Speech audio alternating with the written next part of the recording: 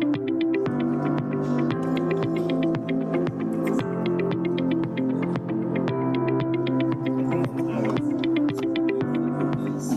is off, green is on. The old thing was red means on because it's recording. That's the old story.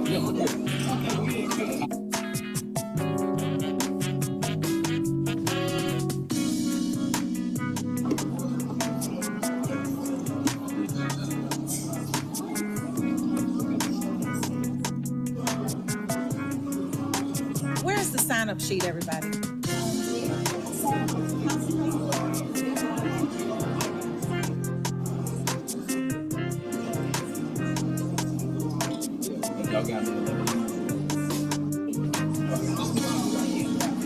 Is there still a sign-up line outside? Is everyone still signing in?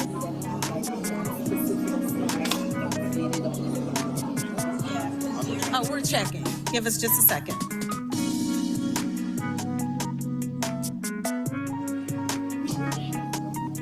Yeah, we're gonna give everybody a few more minutes to get signed in.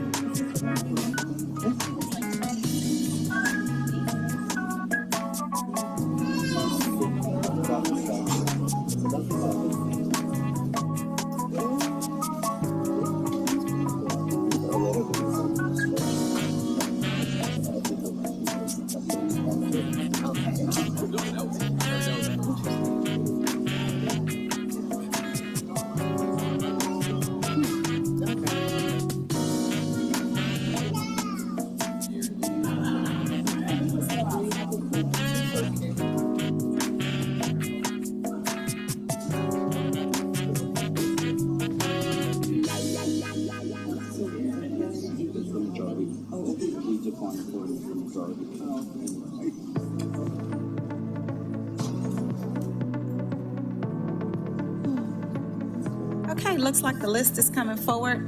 Good evening, everyone. We're gonna make this official. The time is 7:03 on Monday, June 8th, 2026. I am your council president, Marcy Collier Overstreet. This is our interactive community budget session. The purpose of this hearing is to accept any written or oral comments from the public concerning our proposed FY 2027 budget. Yes.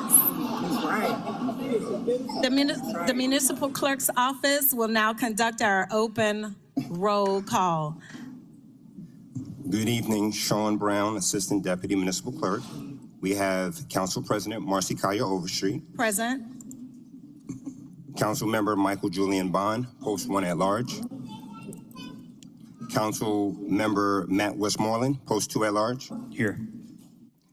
Council Member Ishay Collins, Post 3 at Large. Present. Council Member Jason Winston, District 1. Here. Council Member Kelsey Bond, District 2. Council Member Byron Amos, District 3. Council Member Jason Dozier, District 4. Here. Council Member Liliana Bakhtiari, District 5. Here. Council Member Alex Wan, District 6. Back. Council Member Thomas Worthy, District 7. Present. Council Member Mary Norwood, District 8. Council Member Dustin Hillis, District 9. Present. Council Member Andrea Boone, District 10. Present. Council Member Wayne Martin, District 11. Council Member Antonio Lewis, District 12. Let's go, let's get it. Quorum present. Can you do the number for the quorum, please?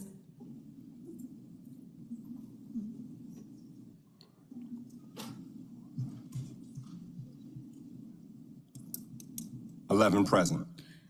We have a quorum of 11. In that case, the hearing is now declared open. Anyone that signed up to speak, you will have 2 minutes to speak.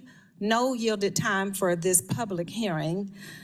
And we will hear from speakers in the order in which they signed up. The meeting will be conducted by our finance chair, the Honorable Jason Winston. Here we go. All right, thank you, Council President. Good to be back. See everyone in the room again for our interactive community budget session. Everyone, as the council president mentioned, will have 2 minutes once I call your name. I will call up speakers to the podium here. We're going to start off. First speakers are Jeremiah Jones, Hannah Joni, and Jan Rivers, in that order. Good evening, Jeremiah Jones with Propel ATL. Dear future Atlantans, we hope that when you find this public comment in the archives, Atlanta is a city where every child can safely move around their neighborhood. We hope you inherited sidewalks that connect neighborhoods rather than end in grass. We hope that you inherited streets where crossing the road doesn't feel like risking your life. We hope that riding a bike, catching a bus, walking to the park is simply a normal part of daily life. In 2026, we knew what needed to be done. We had plans, we had studies, we had maps, we had voter-approved funding for safer streets, sidewalks, crossings, and transportation improvements. Yet only 13% of Moving Atlanta Forward safety projects had reached the street at the time of this public comment. Across Atlanta, neighborhoods were asking a simple question: where's my project? The question wasn't whether we knew how to move quickly. Atlanta demonstrated it could accelerate infrastructure projects in preparation for the 2026 World Cup. The question was whether would we bring that same urgency to sidewalks, crossings, and safe street projects residents had already voted for. Tonight, we urge council to choose to continue investing in the in-house staff and long-term delivery capacity needed to complete sidewalk and safe street projects across Atlanta, because plans don't save lives, projects do. And projects only save lives when they're built. So as you inherit this city from us, we hope you inherited a city that chose to deliver. Sincerely, the Atlantans who came before you. Thank you. All right, thank you. Next speakers, Hannah Jones, Jan Rivers, and then Stephen Imel. Good evening, everyone. My name is Hannah Jones, and I work for Park Pride. I am here to encourage City Council to reconsider the proposed 5% budget cut for parks and recreation. For as long as I can remember, parks have been incredibly important to me. They are my favorite place to hang out as a kid. My best job in college included taking elementary school kids on hikes around local parks, and now I'm lucky enough to have a career dedicated to them. Suffice to say, I am extremely passionate about parks, and I know many Atlantans are too. Last week, I saw a post on the Atlanta Reddit thread where someone shared that they had just visited Atlanta for the first time, saying, "I really like it and all the parks and the Beltline. I wish my city would have something like that." Statements like that one underscore how lucky we are to have amazing parks, green spaces, and trails throughout our city. But great parks don't happen on their own. As our parks inventory grows and our green spaces become even more well-loved, we must double down on our commitment to investing in these crucial spaces and their maintenance. Last month, the Trust for Public Land shared that Atlanta ranks number 18 in the nation for its parks, our best score to date. But that should be a reason to put our foot to the gas, not the brake. Council members, I encourage you all to think about the role that parks play in your lives and your constituents' lives and ways we can continue to invest in parks. Thank you. All right, thank you. Next up, Jan Rivers, Stephen Imel, and then Leonard Dungy. Good evening, City Council.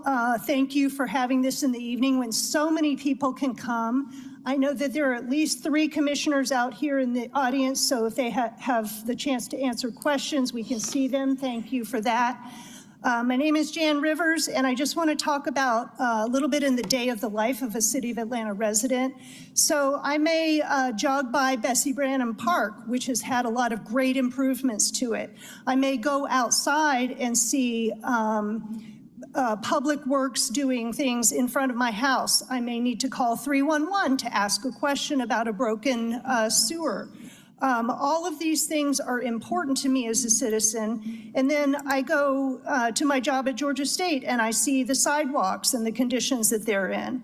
And I see folks who could possibly benefit from PAD down there at Georgia State. So I'm questioning why we would not fully fund PAD and allow them to do their services at the diversion center, because really right now, if they cannot provide services at the diversion center, it is a warehouse just like Rice Street. We don't need another warehouse, we need services. And the parks, like the previous speaker said, is what really makes Atlanta stand out. People notice parks, people notice sidewalks, people notice how easy it is to get from point A to point B. I know that the mayor gave an impassioned speech about wanting to correct Atlanta racial economic inequity at the TADS hearing, and he was very adamant about wanting to make those changes. One way that you guys can make that change is to fund PAD. Thank you so much for your time. All right, thank you. Next we have up Stephen Imo, Leonard Dungy, then Danita Huntley. All right, I said this last time, but I think a few of you might have missed it, so I'll repeat it. Our budget is a reflection of our values. We spent $11 million on buying police-thrown personal cars this past year, and 10 departments have a smaller budget than the money we spent on take-home cars in 2026. Parks are visible and the lack of funding is tangible when they aren't funded, and many departments decay over a much shorter, like a longer period of time. You don't see it as the decay happens. I and many others here tonight are going to be asking y'all to stop approving a police budget that's nearly a third of our whole general fund and start instead investing in the needs of the people who live here.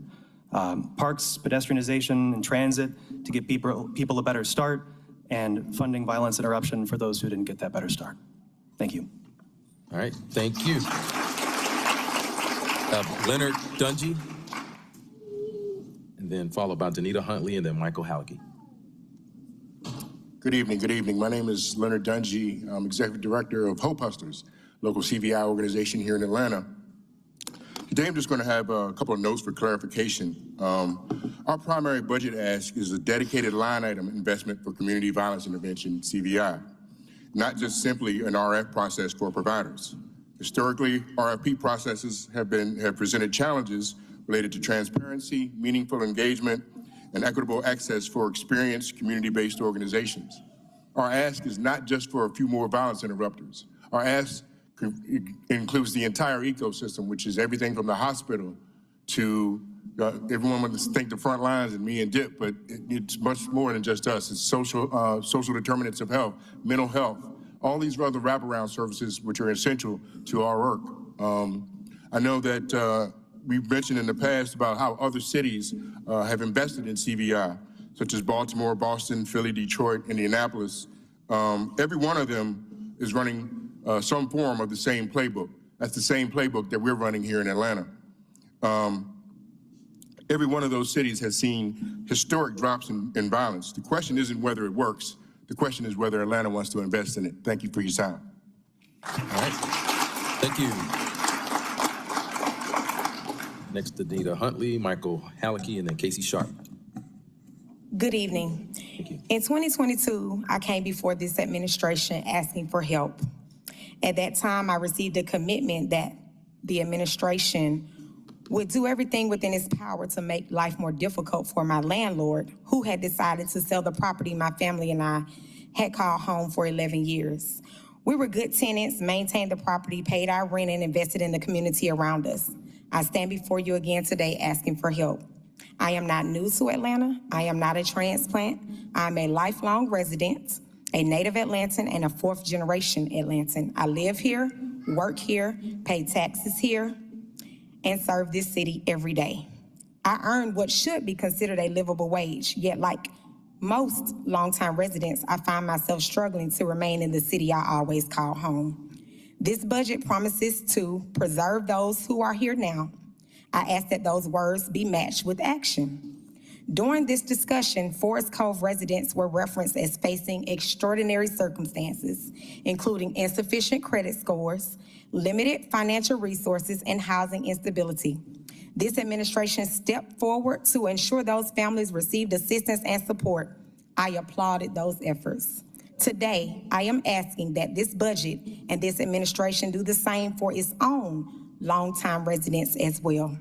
The people who were born here, raised here, work here, and are dedicated their lives to this city should not be forced to leave because housing has become increasingly unattainable. Preservation must mean more than protecting buildings. It must also mean preserving people, families, and community. I am asking this administration to invest in the residents who have invested in Atlanta. and helped build it. Atlanta should not only be a place where people can come and thrive, it should remain a place where those of us who have always been here can continue to live, work, and call it home without the threat of retaliation as an employee speaking before the council or attending a meeting. Thank you. All right, thank you.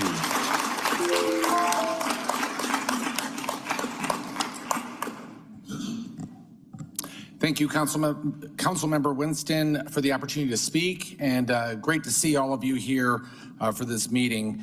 In recent weeks, I've attended budget briefings, city council meetings, and the last public hearing. I'm here today with the same request. Do not proceed with the proposed 5%, $2.7 million cut to the parks budget. Restore the funding from the 2% growth in this year's budget, $19 million, or from the 10 departments receiving funding increases totaling $32.6 million. The current proposal reflects a choice about what to protect and what to cut. You can make a different choice. I also want to acknowledge that this administration and council have made meaningful investments in park maintenance, including doubling the Park Improvement Fund in 2023 and directing most of that increase towards maintenance. But decades of underinvestment cannot be reversed in a few years, and this cut will weaken the city's ability to meet growing maintenance needs in FY 2027. It will also set a dangerous precedent of using supplemental revenue from the Park Improvement Fund to fill gaps in the general fund. The reasons to restore this funding have already been well stated. I'll add one more. Last month, the Trust for Public Land released a report, The Undeniable ROI of Parks, showing that city parks generate $3 in benefits for every $1 invested. Parks improve health, reduce healthcare costs, and strengthen communities. Few public investments deliver that level of return.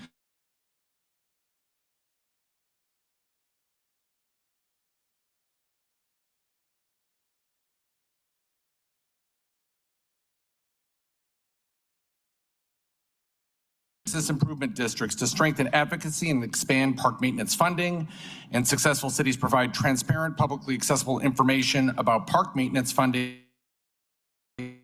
Builds visibility, trust, public support, and ultimately stronger budgets. Thank you. All right, thank you. Next, we have Casey Sharp, Massey Thompson, and then followed by Sally Flocks. Casey said he may email us, so if Casey's not in the building, we'll go ahead and move on to Massey Thompson. What's that? Macy Thompson, sorry. I read it second time.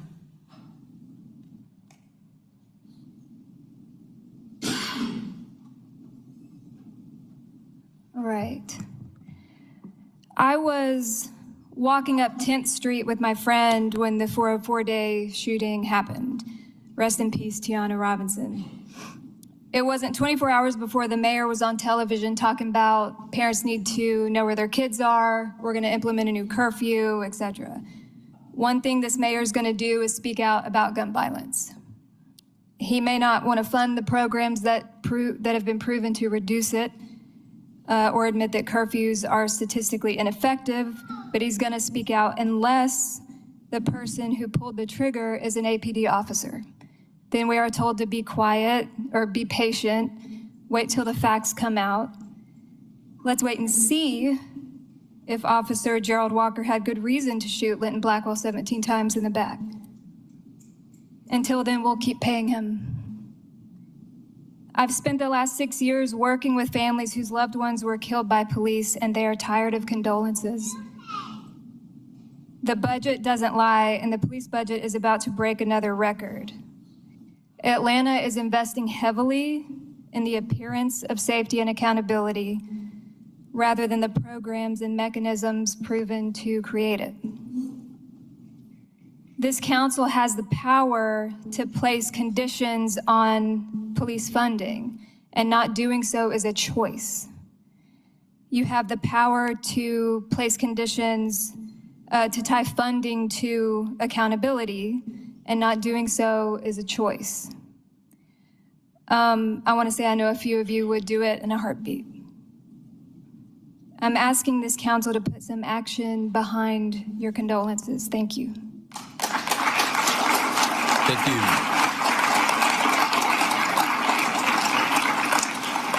Our next speaker is Sally Flocks. Following Sally, we have Doug Widener and Heather Hallett. Appreciate this opportunity to speak and all of your time for being here. I've been involved with advocacy for better sidewalks, safety, and access for 30 years. And I'm currently serving on Atlanta's Americans with Disabilities Act Advisory Committee. And I'm concerned about the large cut in transportation funding that's in your proposed budget. This is a time when the money for transportation should be going up, not down. We have terrible inflation in this country, and we also have a consent decree that requires the city to repair every broken sidewalk and install curb ramps on every street, every intersection that lacks them. So we need to put a lot more money into transportation. I know this is very late in the process for developing a budget, so rather than focusing on items like that, I want to urge you to increase the size of the pie. And you could easily do that by letting TADs expire as scheduled rather than extending them. That such a large percentage of our tax dollars is going into TADs. We don't have enough money in the general fund to do our routine tasks like sidewalk maintenance. So I urge you to consider this recommendation. I assume this will be more future-oriented than this month, but I think it's urgent for our city. Thank you. Thank you. Doug Widener, then Heather Hallett. Good evening. My name is Doug Widener. I'm the president and CEO of the Piedmont Park Conservancy. And I didn't prepare a written statement. I really wanted to speak from my heart tonight, so we'll see how it goes. But the first thing I want to say is that Atlanta is unique. We have lots of park conservancies around the city that really help to multiply the effect and investment of our great city. And I always say when I'm talking to the community, it takes the 3 C's to make great parks: the city and its great investment, conservancies, and the community. And together, this 3-legged stool is very firm. And what the conservancies can do is leverage the connection between the city and private support. Demonstrated throughout the city, with the dollars we raise, every dollar we raise means that precious city dollars can go to fund new parks or parks in areas that don't have conservancies that need more investment. But the first thing we hear from the private sector when we raise money is like, what is the city doing? While there's dollars out there ready to be invested, and in many cases, multiple times more than the city's park budget, it first takes the city's leadership.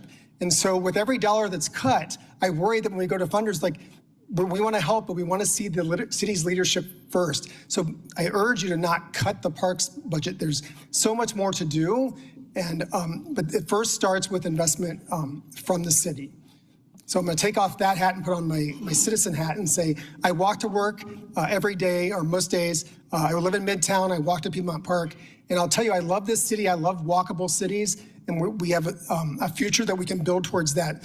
But I'm often scared walking home because of cars flying through red lights, underinvestment in sidewalks and basic infrastructure for bikes and pedestrians. Please also focus on a safe Atlanta so we can live into the vision of a walkable city without relying on cars. Thank you very much.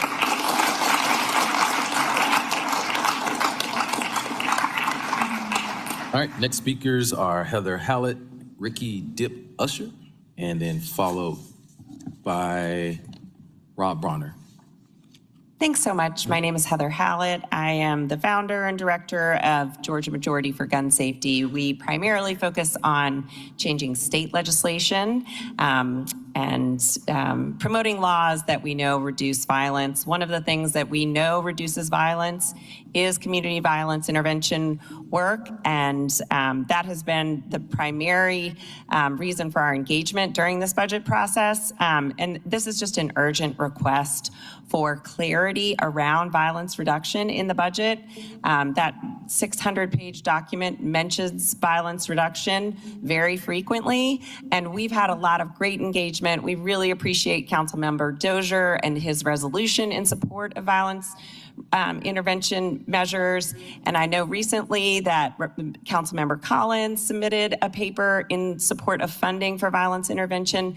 But this is kind of an echo of an earlier comment. It's really, where's the beef here? Because there are just no specifics. There is no budget for the Mayor's Office of Violence Prevention. There is no line item supporting our community violence interrupters who are currently at work in the city, working with the most vulnerable, most likely people to be committing violence. And that's such an important distinction. But there is no specific funding in the budget. And while I appreciate the verbal support and I appreciate the ideological support, this is really about specifics, and there are no specifics in the budget.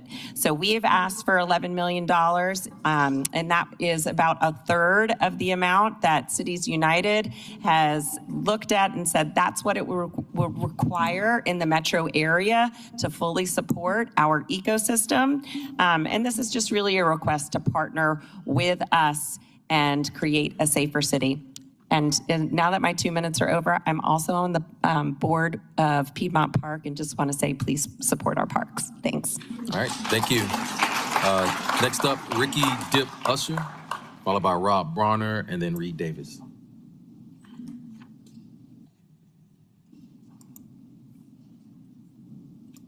How y'all doing? Good afternoon.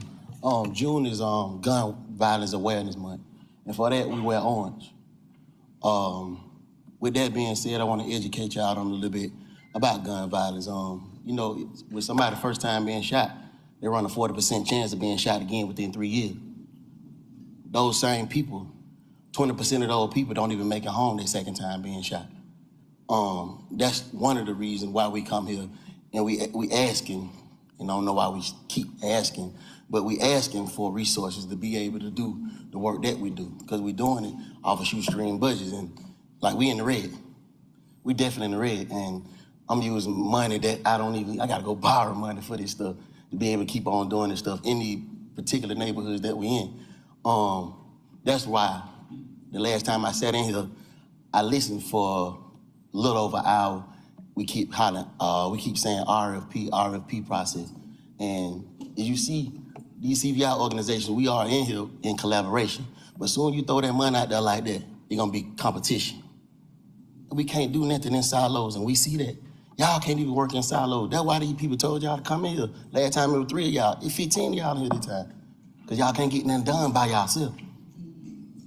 So we just trying to get an understanding, and I ain't gonna beat y'all ears up with it, but I keep coming down here and keep coming down here. Y'all see the room getting packed and packer and packer. These people gonna be in here so much, y'all gonna be able to do nothing. I wanted to say that. I'm gonna leave it at that. Y'all have a good day. All right, thank you.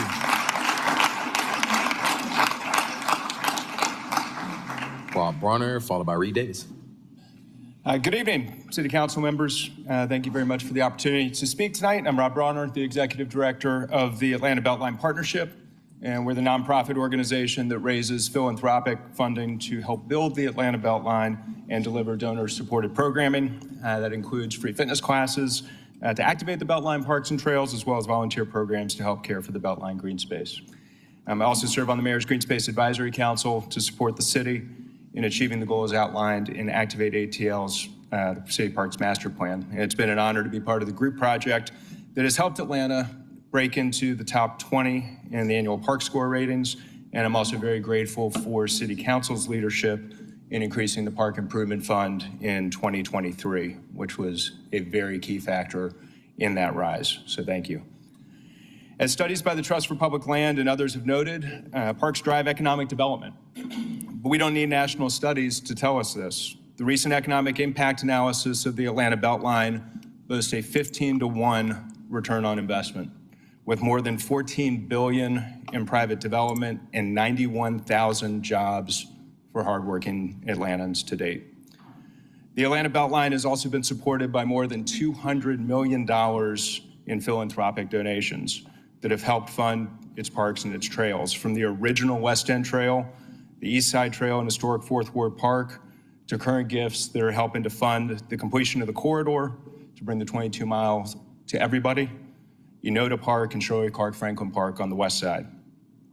There are many more parks to build, not only along the Beltline, but throughout the entire city, and it's going to take investments from all sources, including philanthropy. And I can tell you unequivocally that the most important thing you can do to unlock substantial funding for the green space projects being contemplated by the city is to continue and not cut the investment in maintenance and work on a long-term plan to create a dedicated funding source so that funding for park maintenance is not an annual decision. Look forward to continuing to partner with you and other green space organizations to help fund and support Atlanta's continued rise. Thank you. Thank you. Next up, Reed Davis, followed by David Serrano. Hi there, and thank you for the opportunity. My name is Reed Davis. I'm an Atlanta resident since 2001. Shout out to my council person, Liliana. And I've been here for 25 years. This is my first comment ever. Why is that? I think that's because I can't be silent about what this budget says about our morality. Yes, morality. You may have heard the quote, budgets are moral documents. They reveal priorities and values as a society. They're the primary way we care for one another, especially for the vulnerable. So my concern is holistic. I'm concerned what it says about our priorities, that police is a third of the budget and rising. Meanwhile, PAD is begging for scraps. The proposed budgets for parks and transportation are down. And as someone who primarily gets around the city on bike or e-bike, locked up right outside, transportation is very important to me. The priorities expressed in this budget always seem to hold, whether revenues are up or down, whether it's a good economic year or a bad economic year. Departments that serve Atlantans are starved. Programs that enrich lives and actually prevent crime are defunded or cut. But police are never asked to share on the sacrifices.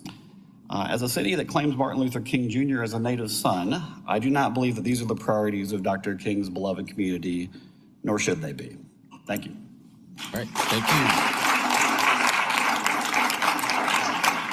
Next up, David Serrano, followed by Matthew Nursey. Excuse me. Hello, City Council members of Atlanta. How are you? My name is David Serrano, and I'm speaking today on behalf of longtime Atlanta citizen Casey Stokes, who was unable to make the trip to comment today. These are Casey's words. I would like to speak for a moment for a long-term vision, intention, and outcomes. I've lived within walking distance of this building for 20 years.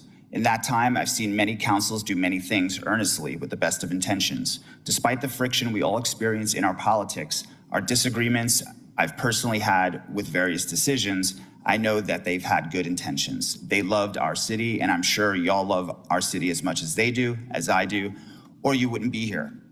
The passion that we hear this council speak with in this room, or when you campaign, or that we heard the mayor speak to so recently here, seems to wither away when pen is put to paper in this city. Repeatedly, the people in our city are sold detailed plans for the future that rely solely on the hope that the intent may be followed by some future city leader. Instead of firm clauses and strong guardrails that ensure a vision for the future is realized as promised, loose frameworks allow these visions to vanish or become so malformed as to be unrecognizable. While I can't deny some of the benefits of the development over recent years, within a block of many new developments, there are still streets without basic sidewalk access for a wheelchair, if they have sidewalks at all. Meanwhile, healthcare access has been cut off with the loss of a hospital and major trauma center directly within a TAD area. That is not community development. That's just plain old development. As I read the ordinance to extend the TADs and the NRI, there are plenty of good intentions and passion, but there are no concrete requirements. Atlanta needs the council to ensure that the details are accounted for in anything it supports or passes, rather than being left for someone down the line to figure it out. Developers need to invest in the blocks around their development, not just the square footage they intend getting special accommodation for. Meaningful enforcement of affordable housing requirements are needed. Concrete percentages of these funds should be allocated to healthcare access, food access, and affordable housing. Thank you. Thank you. And if Casey's listening, she can email that to us at budgettalk@atlantacitycouncil.org, right? AtlantaGA.gov. Sorry about that. Matthew Nursey, followed by Catherine Spillman, then Sandra Kruger.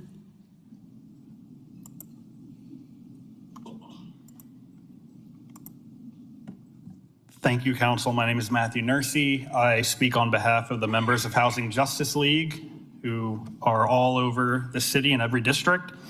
Let's talk about neighborhood reinvestment. When you look at the city budget, almost a third of it is allocated to policing and public safety, but not enough for essential social services, infrastructure, or the Housing Trust Fund, for example. We are experiencing funding cuts at the federal level. We need municipalities to step up and help fill in that gap. Right now, the city budget does not reflect the needs of the people. Shelter, food, and work keep people safe, not more police. HJL believes that expanding the housing safety net could decrease crime. So the city charter dictates that we allocate at least 10% of the city budget to public safety. The over 30% we spend right now blows past that. It's indicative of this administration's priorities. Rather than more money for public works, to invest in our parks, our infrastructure, the housing that doesn't rely on private developers, philanthropy, or school money, we spent over $100 million on police militarization with a project the public did not want and has left us broke. Atlanta is the most surveilled city in the nation, more than Washington, D.C. How much of our resources are going into spying on our every move and enriching the worst kinds of corporations? This is happening simultaneously with the criminalization of homelessness across the state. So part of that gigantic budget is being used directly to police the unhoused. State laws like the draconian measure House Bill 295 is concerning to see that the city continually goes along with the idea that policing is the answer. It's like we are living in the movie RoboCop, honestly. We should be funding PAD. The work PAD does is incredible. They shouldn't be undermined the way they have been.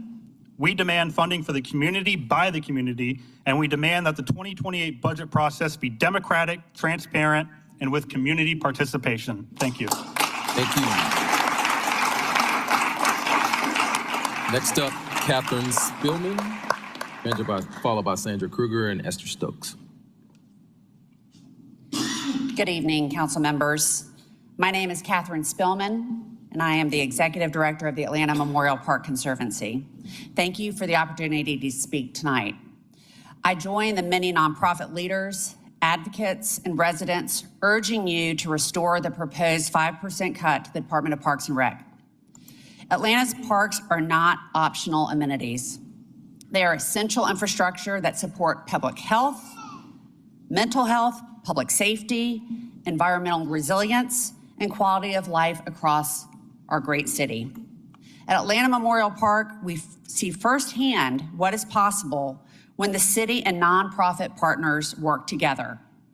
Conservancies and community organizations have invested significant private dollars, volunteer hours, and long-term stewardship into improving Atlanta's parks and public green spaces.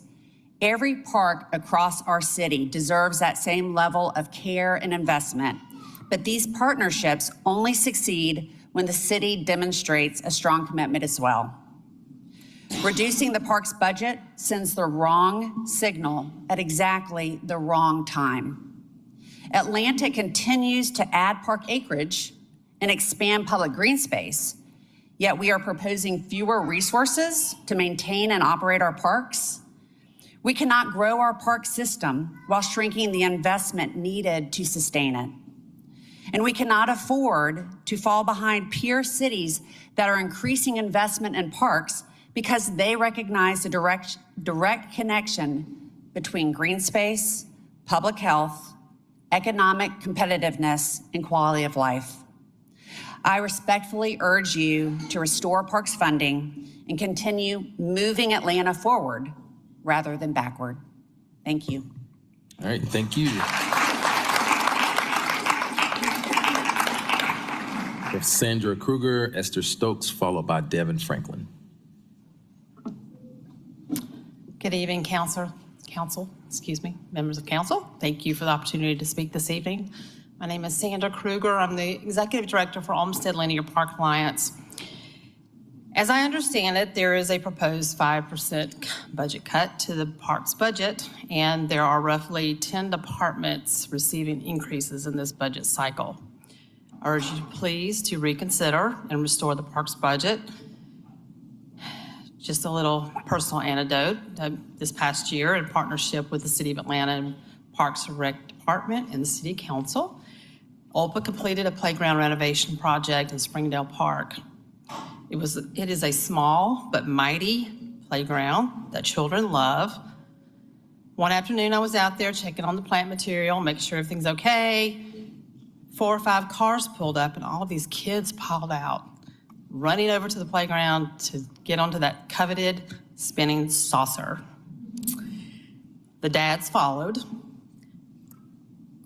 It was a heartwarming scene to see these kids laughing and playing without a care in the world. And the dads, I'm sure they were having some serious adulting conversations. But this is a result of a strong partnership and collaborative project. Olmsted Linear Park Alliance is very appreciative of our partnership because together we can ensure that our communities have safe, clean, and beautiful spaces to gather, to laugh, play, and be in communion with each other, but not without a cost.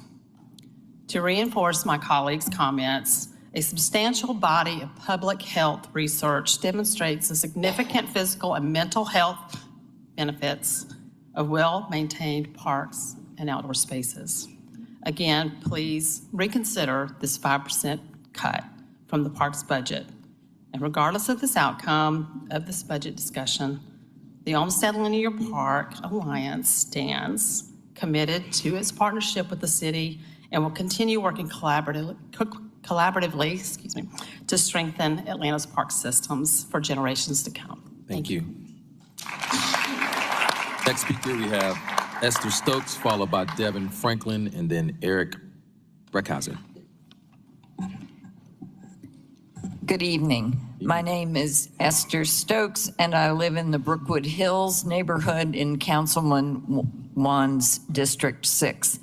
I am here this evening to add my voice to the citizens who have taken the time to come here to ask you to cut the budget of the, to ask you not to cut the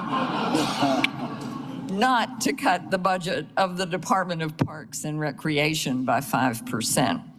We are adding acreage to the city's parks, which several people have pointed out, which means we should be increasing, not decreasing, the budget for parks for FY27. This 5% cut makes no sense. I ask you this evening to think about special parks all over the world. Big parks, smaller parks, nature preserves, athletic venues, tiny in-town treasures. I'm thinking here of Central Park in New York City, the Riverwalk in Chattanooga, Forsyth Park in Savannah, and more locally, Memorial Park in Atlanta, Oakland Cemetery, Cascade Springs Nature Preserve, neighborhood parks like Lindsay Street Park or Cook Park. Their condition tells us what we value as a city and how we want the world to see us. We want the world to see that as a city, we care. You have been to parks where the grass is not mown, the trash cans not tipped, the trees in decline, with erosion damaging the park, with basketball hoops without nets, with restrooms that don't work, with invasive plants taking over the woodlands. We reject these conditions, and we don't want to slip back into poor parks maintenance. Please do not cut the Atlanta Parks budget. Investment in healthy, well-maintained parks returns many benefits to the city because people want to be there. That is the city we want to celebrate. All right, thank you.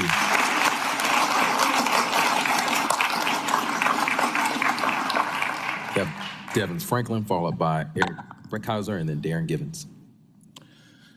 Thank you and good evening, council members. My name is Devin Franklin. I am Senior Movement Policy Counselor at the Southern Center for Human Rights. If you all check your emails, you will see that you have about a 50-page document in support of the statements that I'm about to offer this evening.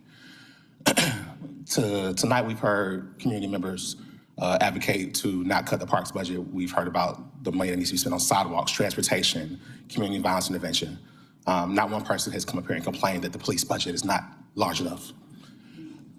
I rise today with concern about the continued increase in funding allocated to the Atlanta Police Department in this proposed budget, particularly at a time when our city has increasingly recognized that public safety requires more than policing alone.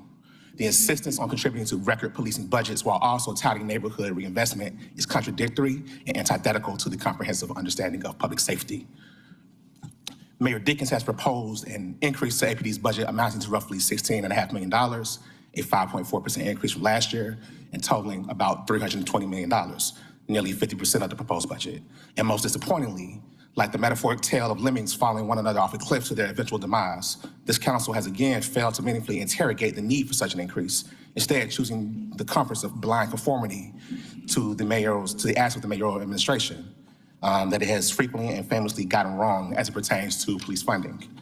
Look at the Cop City overrun budget. Over the last several years, Atlanta has invested in innovative alternatives to arrest and incarceration, including the Center for Diversion Services. These programs acknowledge a reality that many of our residents already know. Not every social challenge is best addressed by law enforcement. Yet, while our rhetoric increasingly embraces diversion, our budget priorities continue to move in the opposite direction. This challenge is compounded by Georgia's 2021 HB 26, a so-called anti-defund law, which significantly restricts local government's ability to reduce law enforcement budgets. I will close in stating that if we truly believe in diversion, then our budgets should reflect that belief. If we recognize that the Center for Diversion Services and other community-based interventions can safely reduce arrests, jail admissions, and recidivism, then those programs should receive the same level of investment and expansion that we continue to provide to traditional law enforcement. The question before us is not whether public safety matters. It does. The question is whether we are willing to invest in the full spectrum of public safety solutions that our residents deserve. Thank you very much.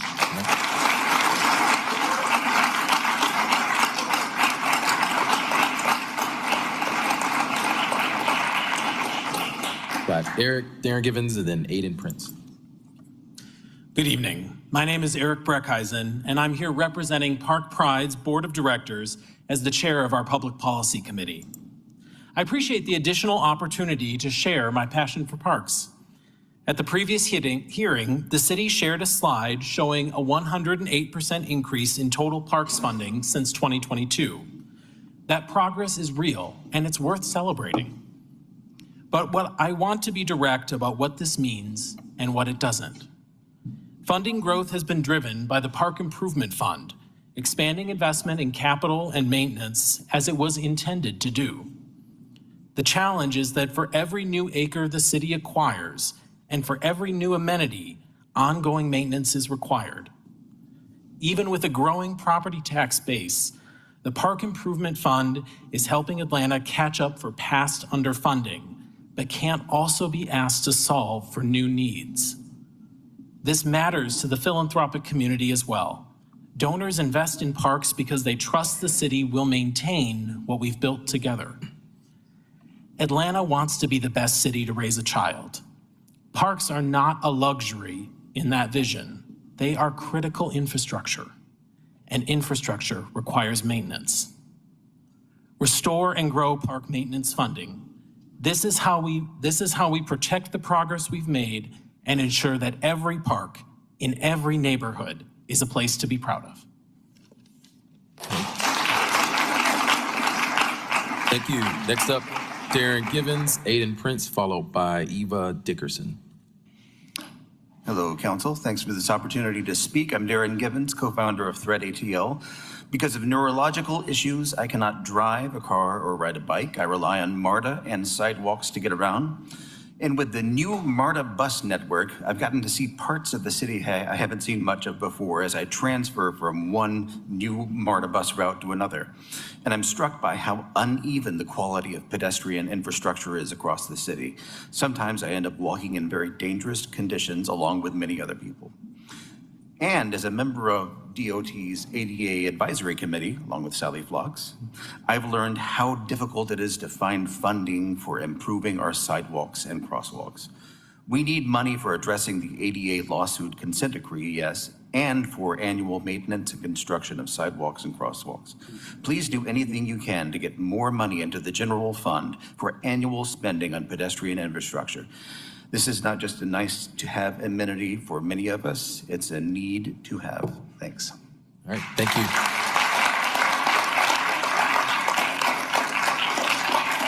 Next up, Aiden Prince. followed by Eva Dickerson, and then Stephen Dingle.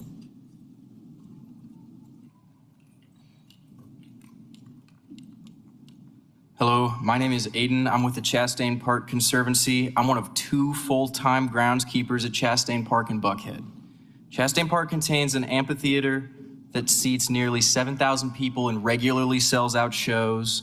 It contains a sports complex that hosts the Northside Youth Organization, who sees hundreds of families at play. We have a horse park, a wonderful pool, a private school, a culturally enriching arts center, a golf course that sees putters from around the country and the world. We have miles of trails that tens of thousands of Atlantans use alongside visitors of this city for exercise and social congregation. We rely on a partnership with a parks department that is already spread incredibly thin.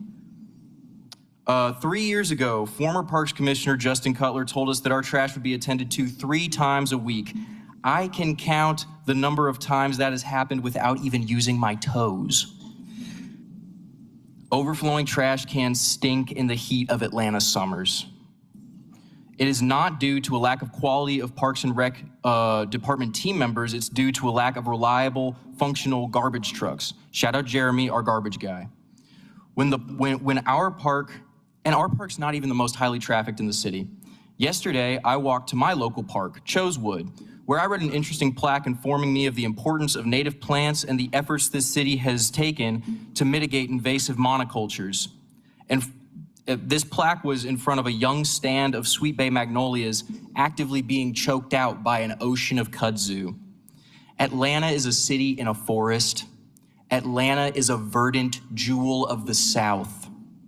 We rely on our parks department to maintain this. A 5% cut is, personally, I find it offensive and unacceptable. These are your parks, and you should be embarrassed by the quality of them. And that's because of underfunding in the Parks and Recreation budget. Don't cut it. All right, bye. Thank you.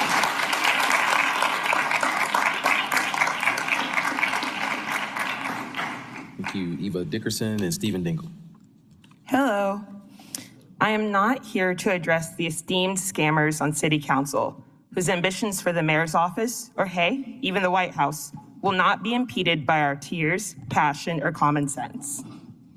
I wanted to address you, my neighbors, to remind you that the money they are discussing today belongs to us, the community, and thus the power is also ours. I wanted to affirm that the democratic process does not begin or end here, and that these people on council have addresses, faith communities, sororities, and fraternities, and as such, we have the power and the right to hold them accountable for their decisions. I do not have faith that the same people who funded Cop City after Tortuguita's murder and have allowed Andre Dickens to bully them to do what's right. They do not have the conscience. But I do have faith that you, my neighbors, will find a way to keep all of us safe from police and ICE and data centers. I have faith that we will express our power and our love for each other outside the bounds of the corrupt Atlanta way. I have faith that we will protect PAD, that we will stop the data centers, that we will protect our parks, that we will build transportation that our children and elders can feel safe on. Despite it all, I believe that we will win. That PAD, that the parks, that ARC Southeast, Georgia's only and largest abortion fund, will win. Free Palestine and rest in power to Margaret Swan. Next up, Stephen Dingle, followed by Saraton Forner, and then Jack DiCarlo. All right, good evening, Madam President, Chair, and the rest of the council. On February 19, 2026, Atlanta News First published an article that said Atlanta City Council seeks answers after consultant paid $910,000 despite legal block on project. I haven't heard a peep from you all since, and I've been speaking in public comment and asking about this. I want to applaud Madam City Attorney for setting new guardrails to prevent this from happening again, but I am still looking for answers to the public of how this process happened, because we're talking about roughly $1 million, and that leads to me talking about PAD, because I'm sure they could have used that money to be effective to help our city move in the right direction. So I say help fund PAD, because as we know, we have the training facility here, which means we should have the best and brightest police officers in the country. I'm not anti-police, but when we build that, that's what we're saying. And Councilmember Lewis is also known for always saying, how much do you need? You always ask him, how much do you need? Every year it seems like police never get enough. So I just don't know how we're simultaneously raising the prices or the budget for police every year, but then we don't have the best and brightest in the country. That doesn't make sense to me. And lastly, as we hear people talk about the parks, I know there's a 5% budget decrease. I talked to a city official, I won't say their name, but they brought up that there is funding coming from other sources, but I'll let you all discuss that. But I will say the fact that we lost our Parks and Rec commissioner in the midst, right after the budget hearing, the person who's supposed to see it through, he's not even gonna see the budget he presented to y'all, and now we have an interim commissioner who's gonna have to see that through. I think it's fair that the city hears from him. I know we can't rehash their budget presentation, but I think it's fair that the city hears from the interim commissioner the fact that Mr. Cutler is no longer here. So I think that's only fair. But as always, appreciate your service, appreciate your time, and God bless. All right, thank you. Farrah, and then followed by Jack DeCarlo. All right, good evening, council members and city staff. My name is Sarah Tanfair, and I am a Southwest Atlanta resident, parent, community leader, small business owner, and park steward.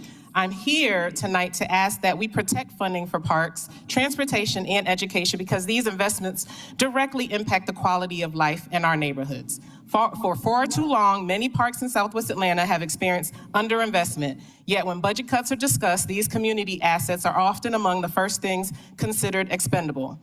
But I would ask, when cuts are made, who suffers the most? It is the children who lose safe places to play and learn. It's the families who lose opportunities to gather and connect. It's the seniors who lose spaces to stay active and engage. It is the neighborhoods that lose opportunities to grow and thrive.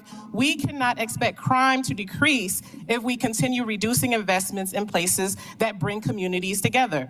We cannot expect public health to improve if residents have fewer opportunities for recreation and healthy living. We cannot expect our local economy to grow if we fail to invest in the very assets that attract families, visitors, events, and small business activity. Parks are not simply green spaces. They are economic development, they are public safety, they are education, they are public health. Imagine a Southwest Atlanta park that hosts festivals, cultural events, youth programs, fitness activities, environmental education, and community gatherings throughout the year, a true destination for residents and visitors alike. We often see the parks like Piedmont and Chastain Parks as engines of community and economic activity. Southwest Atlanta deserves the same vision and the same level of commitment. Every dollar invested in parks creates benefits that ripple throughout the community: stronger neighborhoods, healthier residents, better educational outcomes, increased economic activity, and greater community pride. If we want safer neighborhoods, if we want stronger schools, healthier families, and growing economy, we must invest in places that make those outcomes possible. Southwest Atlanta does not deserve fewer resources. It needs the opportunity to reach its full potential. Thank you for your time. All right, thank you. Up next, we have Jack DeCarlo, Zachariah Artister, and then Chastity Dallas. Hello, my name is Jack DeCarlo, and I am a District 3 resident with a few concerns about the city's proposed general operating budget. If approved, this will be the city's largest general operating budget in our history. Yet there are cuts to departments which run counter to the city's stated priorities under the Neighborhood Reinvestment Initiative section of the very long proposed budget document. Of those stated priorities by the city are to promote healthy environments, which includes parks, and reliable infrastructure. But decreasing the budgets of the departments of Parks and Recreation, Transportation, and City Planning will not help bring those priorities to fruition. We are looking at a roughly $19 million increase to our general fund, but are stripping over $2 million from the Department of Parks and Recreation. We'll let you pause. Can you pause it just to make sure everything's... I see our fire chief in the back, so hang tight before you head out.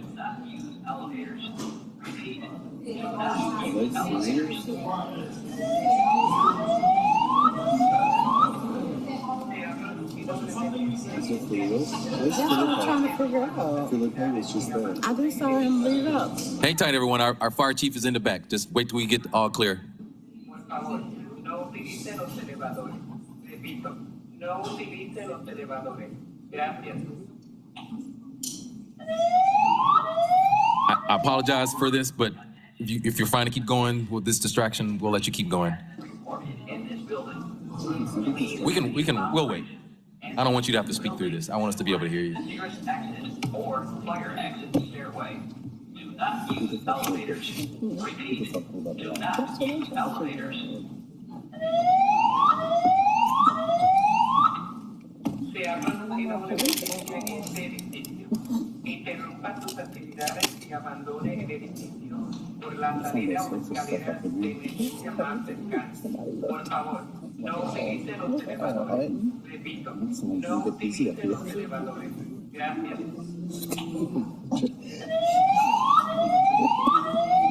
Stranger things. Attention. An emergency has been reported in this building.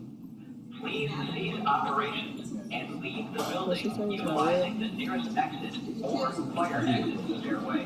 Do not use elevators. Repeat, do not use elevators. Se ha producido una emergencia en este edificio. Interrumpa sus actividades y abandone el edificio por la salida o escaleras de emergencia más cercana. Por favor, no utilice los elevadores. Repito, no utilice los elevadores. Gracias.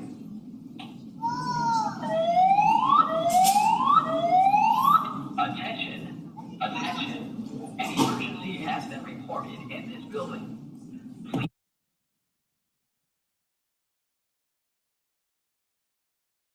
Fire exit stairway. Do not use elevators. Repeat, do not use elevators.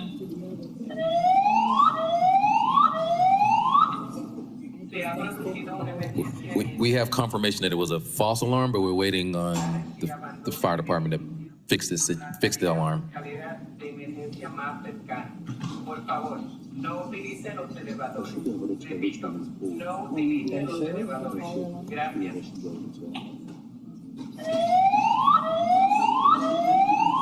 Attention, attention. An emergency has been reported in this building. Please cease operations and leave the building utilizing the nearest exit or fire exit stairway. Do not use elevators. Repeat, do not use elevators. Se ha producido una emergencia en este edificio. Interrumpa sus actividades y abandone el edificio por la salida o escalera de emergencia más cercana. Por favor, no utilice los elevadores. Repito, no utilice los elevadores. Gracias.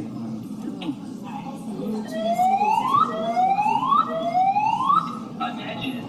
Attention. An emergency has been reported in this building. Please cease operations and leave the building utilizing the nearest exit or fire exit stairway. Do not use elevators. Repeat, do not use elevators.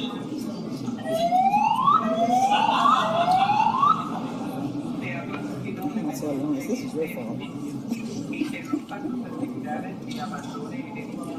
Keep getting messages to vote for Keisha Sean with runoff. She baby girl? For runoff. Oh, interesting. I voted. Is that this week? It's June. It's the day after budget. June 16th. But I voted on Saturday. Well, now that makes it worse. Please just. Come on, y'all.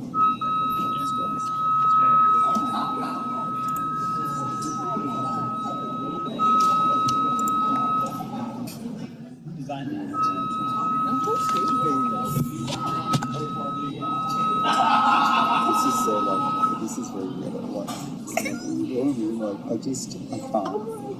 What are these people? I can't. How old are you? All right, apologies everyone. Apparently someone thought it was funny to pull the alarm during Mr. DeCarlo's speech. All right, so we're gonna reset your time out of respect for you, and then we'll keep going. So if you don't mind resetting his time back to 2 minutes, and now. I guess this is why nobody's advocating for a decrease in the fire department funding. But sorry, trying to get back to my last point. So we're looking at a roughly $19 million increase to our general fund, but are stripping over $2 million from the Department of Parks and Recreation, $2 million from the Department of Transportation, and over $1 million from the Department of City Planning. At the same time, we are seeing a proposed $16 million increase to the Department of Police Services. This is an absurd imbalance. The three previously stated departments could keep the same budgets as last year, and the Department of Police Services would still receive millions in additional funding. I've always been told that it is a wise move to diversify our investments, and I think the same applies to the city's budget. Public safety is, of course, extremely important, but it can be achieved without stripping these other departments of their existing resources.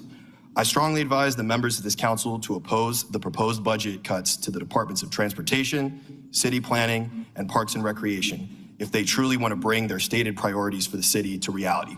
Thank you. All right, thank you. And appreciate your patience during all that, so sorry about that. Next we have Zachariah Artister and Chastity Dallas.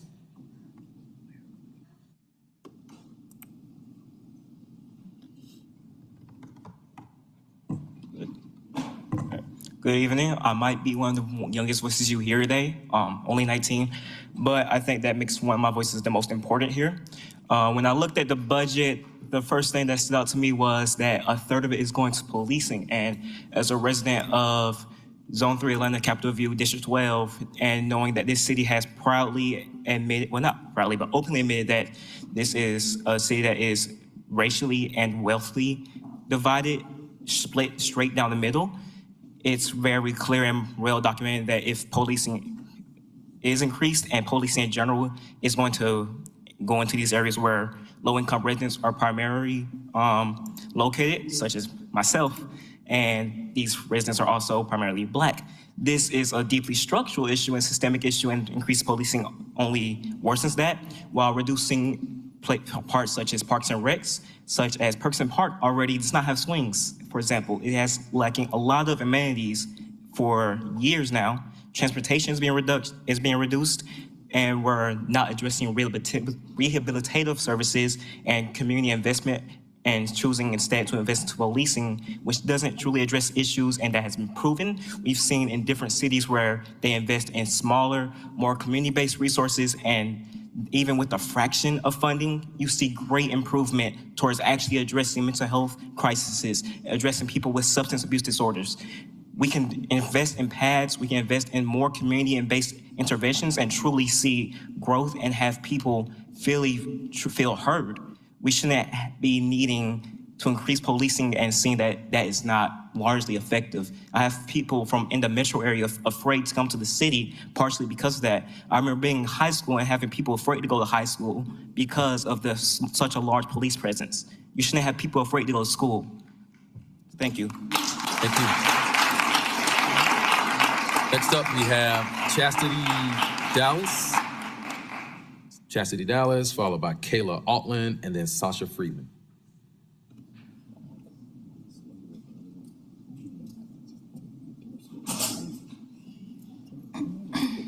Hello, I'm Chastity Dallas with Gangsters to Growers. It's a program that helps teach self-sustainability to our formerly incarcerated young adults. I'm advocating for PAD and the necessary funding for our community violence intervention organizations. We need alternatives that reduce arrests and unnecessary police involvement. And realistically, we need a bigger budget to sustain the work that we are doing. That's all that I have today, and have a good evening. Thank you. So Kayla Altland, Sasha Friedman, then Moki Masais.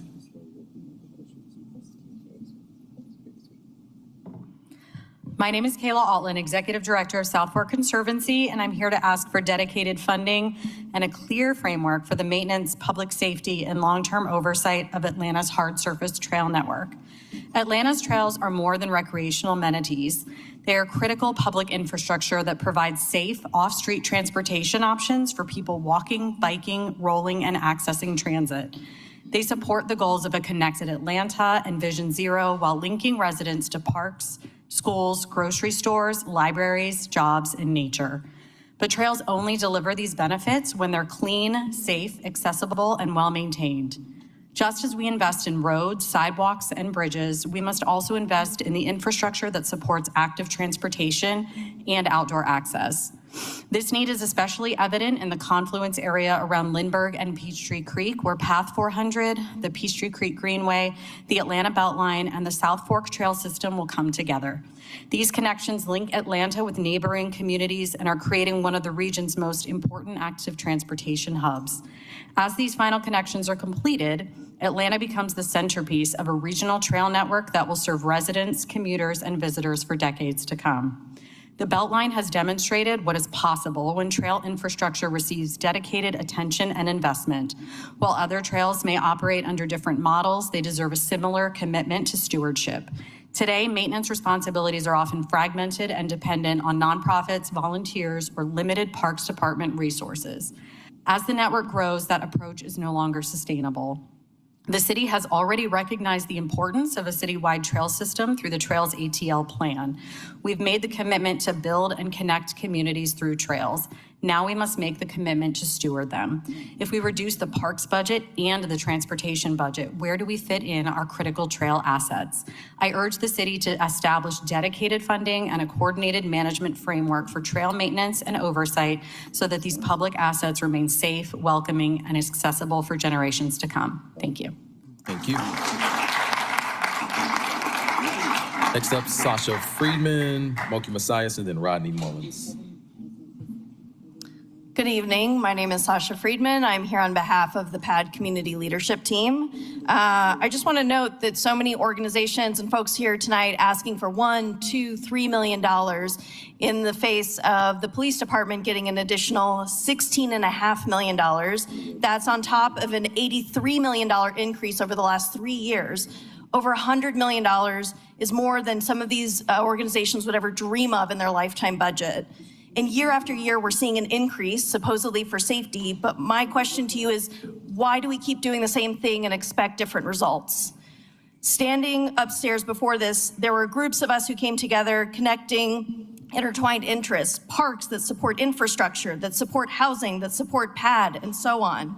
Why not do something different and invest in services that support our city holistically? Services like PAD.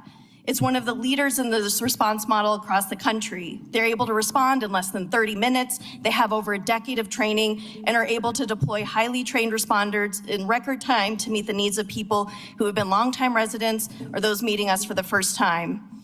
The other day, I was getting off of MARTA at the corner of Marietta and Forsyth, and I saw 5 APD officers detaining someone who was experiencing homelessness. She had been on the street, yelling, not causing any immediate harm to anyone around her. This would have been a perfect opportunity for PAD to be able to respond. Instead of these 5 officers were tied up detaining her, so they weren't available to respond to traffic accidents at peak rush hour or emergent needs of the city. Imagine if that person had been met with 5 people from PAD, a care navigator to connect them with housing that night, another to help them get identification to qualify for public services, another to ensure access to community mental health services. You actually don't have to imagine. It's a reality if we choose to do something different and invest in connection and community. Thank you. Thank you. Moki Messias, then Rodney Mullins, followed by Terry Walker. Good evening. I'm Oki Macias with PAD. Today, I was pleased to see that the Public Safety Committee passed Resolution 26R3662 to reduce the jailing of people at the Atlanta City Detention Center for low-level infractions. Recently, as you know, the Fulton County Sheriff announced that in the interest of public health and safety, he will no longer allow bookings of most misdemeanors in the Fulton County Jail. Every day, we work with people who were headed to jail but were instead diverted to the housing, healthcare, and community support that they needed to stabilize their lives. What we know from working with these community members is that when people are struggling with unmet needs, actually get those needs met, they are much less likely to commit a law violation. Survival activities are behind so many of the most common misdemeanor charges that cause people to be booked at Fulton County Jail. For offenses like these, Fulton County is taking overdue and necessary action by redirecting people out of the jail system into more appropriate responses. These responses should be diversion where services are needed or citation where they are not. It should not be redirecting these same individuals to the city jail. The good news is the timing is right. City Council now has a critical role to play in making sure Fulton's policy leads to systemic change. One, by following suit to decline bookings that could be diverted at the city jail. And second, by right-sizing the city jail budget accordingly. Right now, there are less than 50 people a night jailed at ACDC. That is success, and the budget should reflect that success. A nearly empty jail should not need $28 million in this budget. Imagine what we could do if the City Council reduced that budget by half, almost $15 million for the investments in community that your constituents are literally begging for. Thank you. Thank you.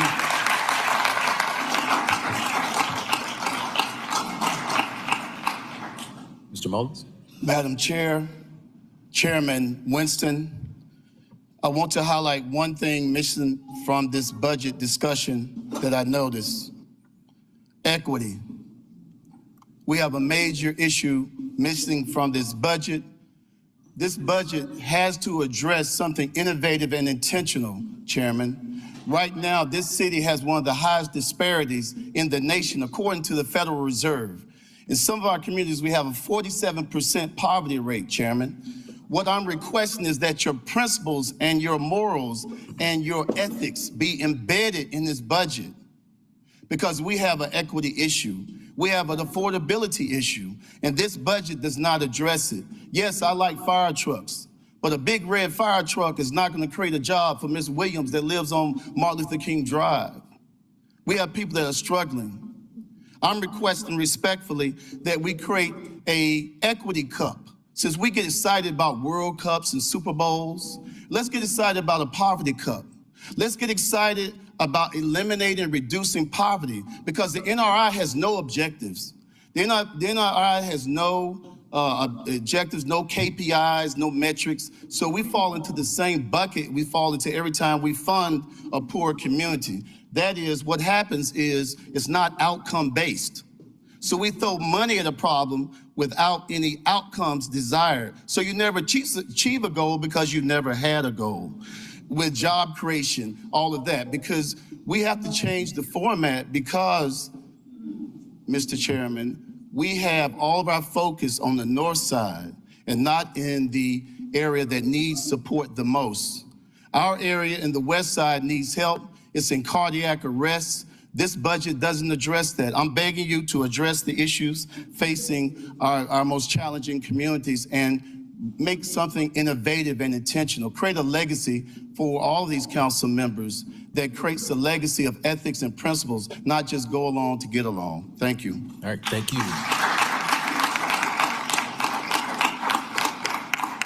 Next up, Terry Walker, then Kim Young Kim, and then Abiodun Henderson. How you doing, everybody?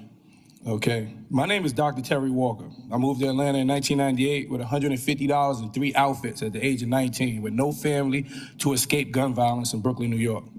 I then attended the illustrious Clark Atlanta University, American Intercontinental University, and Augustine University, where I got my doctorate. At 46, I have a barbershop in Councilman Amos's district, investment homes in Councilwoman Collins' district, and my residence is in Councilman Warren's district. I say this to say that this city saved my life. We see these teen takeovers, and instead of funding programs that they can engage in or safe spaces for them to gather, we decide to police them with curfews during summer break, demonize the parents who many of them have to work 2 and 3 jobs in a recession. The mayor said he's Atlanta bred, so he remembers teen clubs. They were safe and around when he was a teen. We already have large portions of their school funding tied up in TADs, and we don't have enough for these kids to do. As much as I love the Beltline in this pretty city, I love these kids way more. I have a 13-year-old starting high school soon. I haven't read the entire new budget proposal, but I pray that the kids and their futures are included. I propose initiatives all the time, but I never get anywhere. I have the mayor's personal phone number, and I text him beefing about wanting to help, but I get kicked over to Greg Clay, and he just pacifies me with a phone call. I'm here to help, and based on me hosting huge events with these teens with no incidents at all, I know how to. So please consider me before you police these families. Thank you.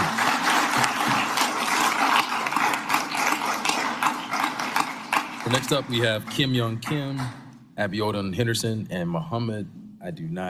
Can't see the spelling of your last name, so I'm gonna say Muhammad H. All right, Council, thank you for meeting with us tonight. My name is Kim Young Kim, and I'm an Atlanta native and a concerned resident of the city.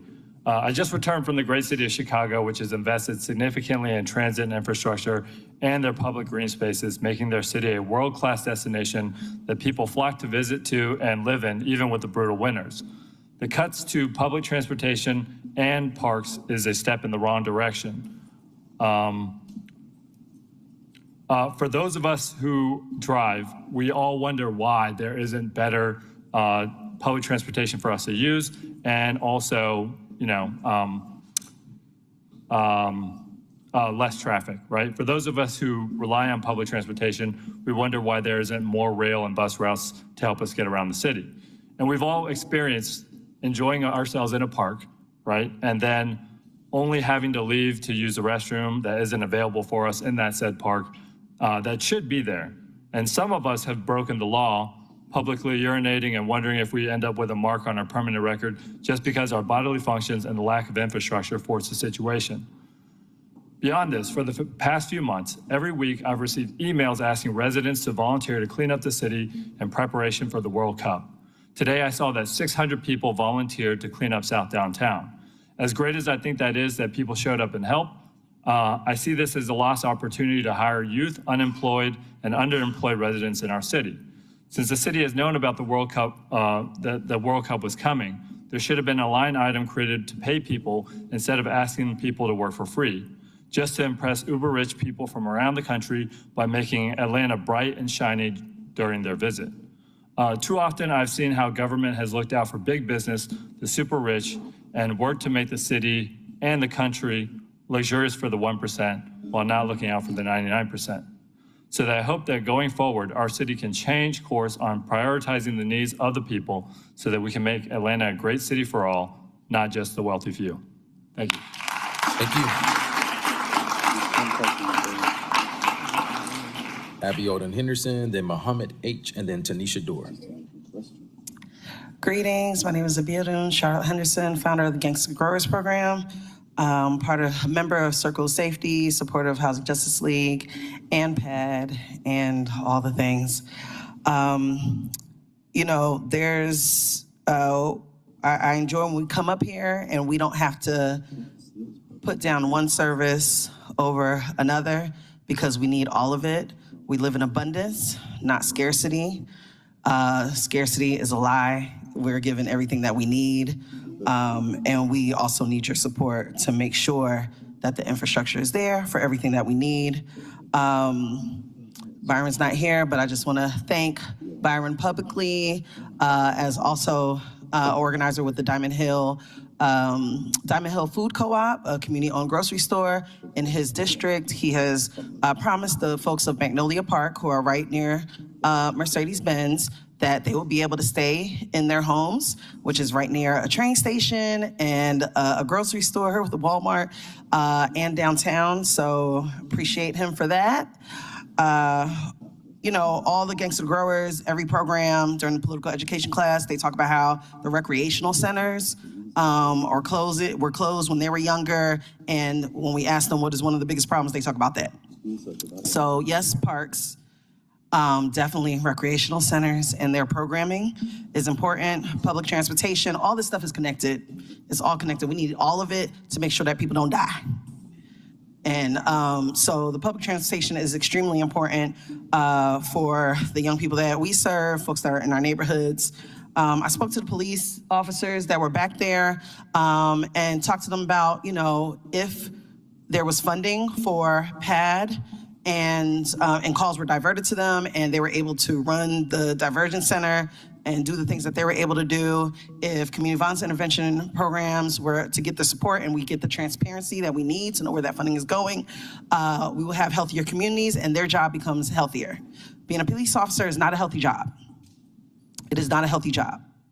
They were all nodding their head like, yeah. I was like, well, you need to come up here and advocate for funding to go to programs. They was like, shh. And no. thank you. Time has expired. We appreciate you. What the? It happens. But thank you so Okay, much. PAD, y'all. PAD. We need PAD. I visited it. It's dope. Don't let those people go out of work. And Muhammad, sorry, I couldn't read your last name. Man, it's all right, man. I was rushing. I apologize. It's Muhammad Hafiz, just for note. Good evening, council members. Thank you for your time tonight. Again, my name is Muhammad Hafiz. I am the Director of Community Engagement with PAD. And I know you've heard of many voices tonight, and I'm just going to add to these voices. And I'd like to share a story that speaks to what is possible when we invest in a public safety ecosystem that recognizes people's humanity and offers more than just one path to help. Recently at President Overstreet's town hall, she introduced me to a mother who was desperate. Her son was unhoused, struggling with mental health challenges, and spent years cycling in and out of jail. At the time, he was incarcerated on a criminal trespassing charge. The next day she called me. You could hear the exhaustion and fear in her voice. She loved her son deeply, but she didn't know where to turn. Working with PAD legal coordination, we helped her navigate the court system, ensured her son had access to a public defender, and learned he had an upcoming court date, and soon after he was released. I encouraged her immediately to call 311 and ask for PAD. We showed up on the scene with community responders. We treated him with dignity, compassion, with patience, and listened to him without judgment. They took time to build trust. They brought him to PAD, where he enrolled as a participant in our program. And the first thing we did was help him access his medication that he desperately needed. And when we connected him also to housing resources and long-term case management, and today his mother knows her son no longer is carrying these challenges by himself. For the first time in a long time, she has hope. And what changed in that situation wasn't a single interaction, it was one response. It was an ecosystem of support, community leaders, legal advocacy, community responders, behavioral health support, and long-term case management. And I want to thank President Overstreet for making that connection that night, because this is what the work that PAD does every day with real people, real families, making sure that people get the care they need and deserve. Thank you so much. Next up, we have Tanisha Dorr, and then our last speaker signed up is Sagira Jones. Good evening, council members. I'm here tonight because the community is being asked to trust another promise. But we still do not have enough clarity on the plan behind it. We are hearing about reinvestment, redevelopment, housing, small business support, and community benefit. But when it comes to the TAD extension, the question remains, what exactly are we being asked to trust? If the redevelopment plans are not complete, if APS and Fulton County have not fully reviewed or agreed to their role, and if the community still cannot clearly see the protections attached to these dollars, then I have to ask, why is council being asked to vote next week? Is there a legal deadline forcing this vote, or is this just the administration's preferred timeline? Because there is a difference between urgency and accountability. Let me be clear, I am not against investment. Our communities need investment. We need housing, services, jobs, safety, infrastructure, and real neighborhood repair. But investment without transparency is not accountability. A promise without a plan is not protection. And urgency should not be used to rush the public past unanswered questions. So tonight I'm asking council to pause the vote until three things are clear. First, the full redevelopment plans must be available for public review. Second, APS and Fulton County's positions must be clearly stated because their revenue is part of this conversation too. Third, there must be enforceable community protections showing how this investment will serve current residents, not just future development. Council members, this is not about stopping investment. This is about stopping a rushed vote before the public has the full truth. If the plan is strong, it can stand public review. If the protections are real, put them in writing. And if the vote is not legally required next week, then pause it, because the people should not have to chase the details after the decision has already been made. Thank you. All right, thank you. And our last speaker, Sagira Jones.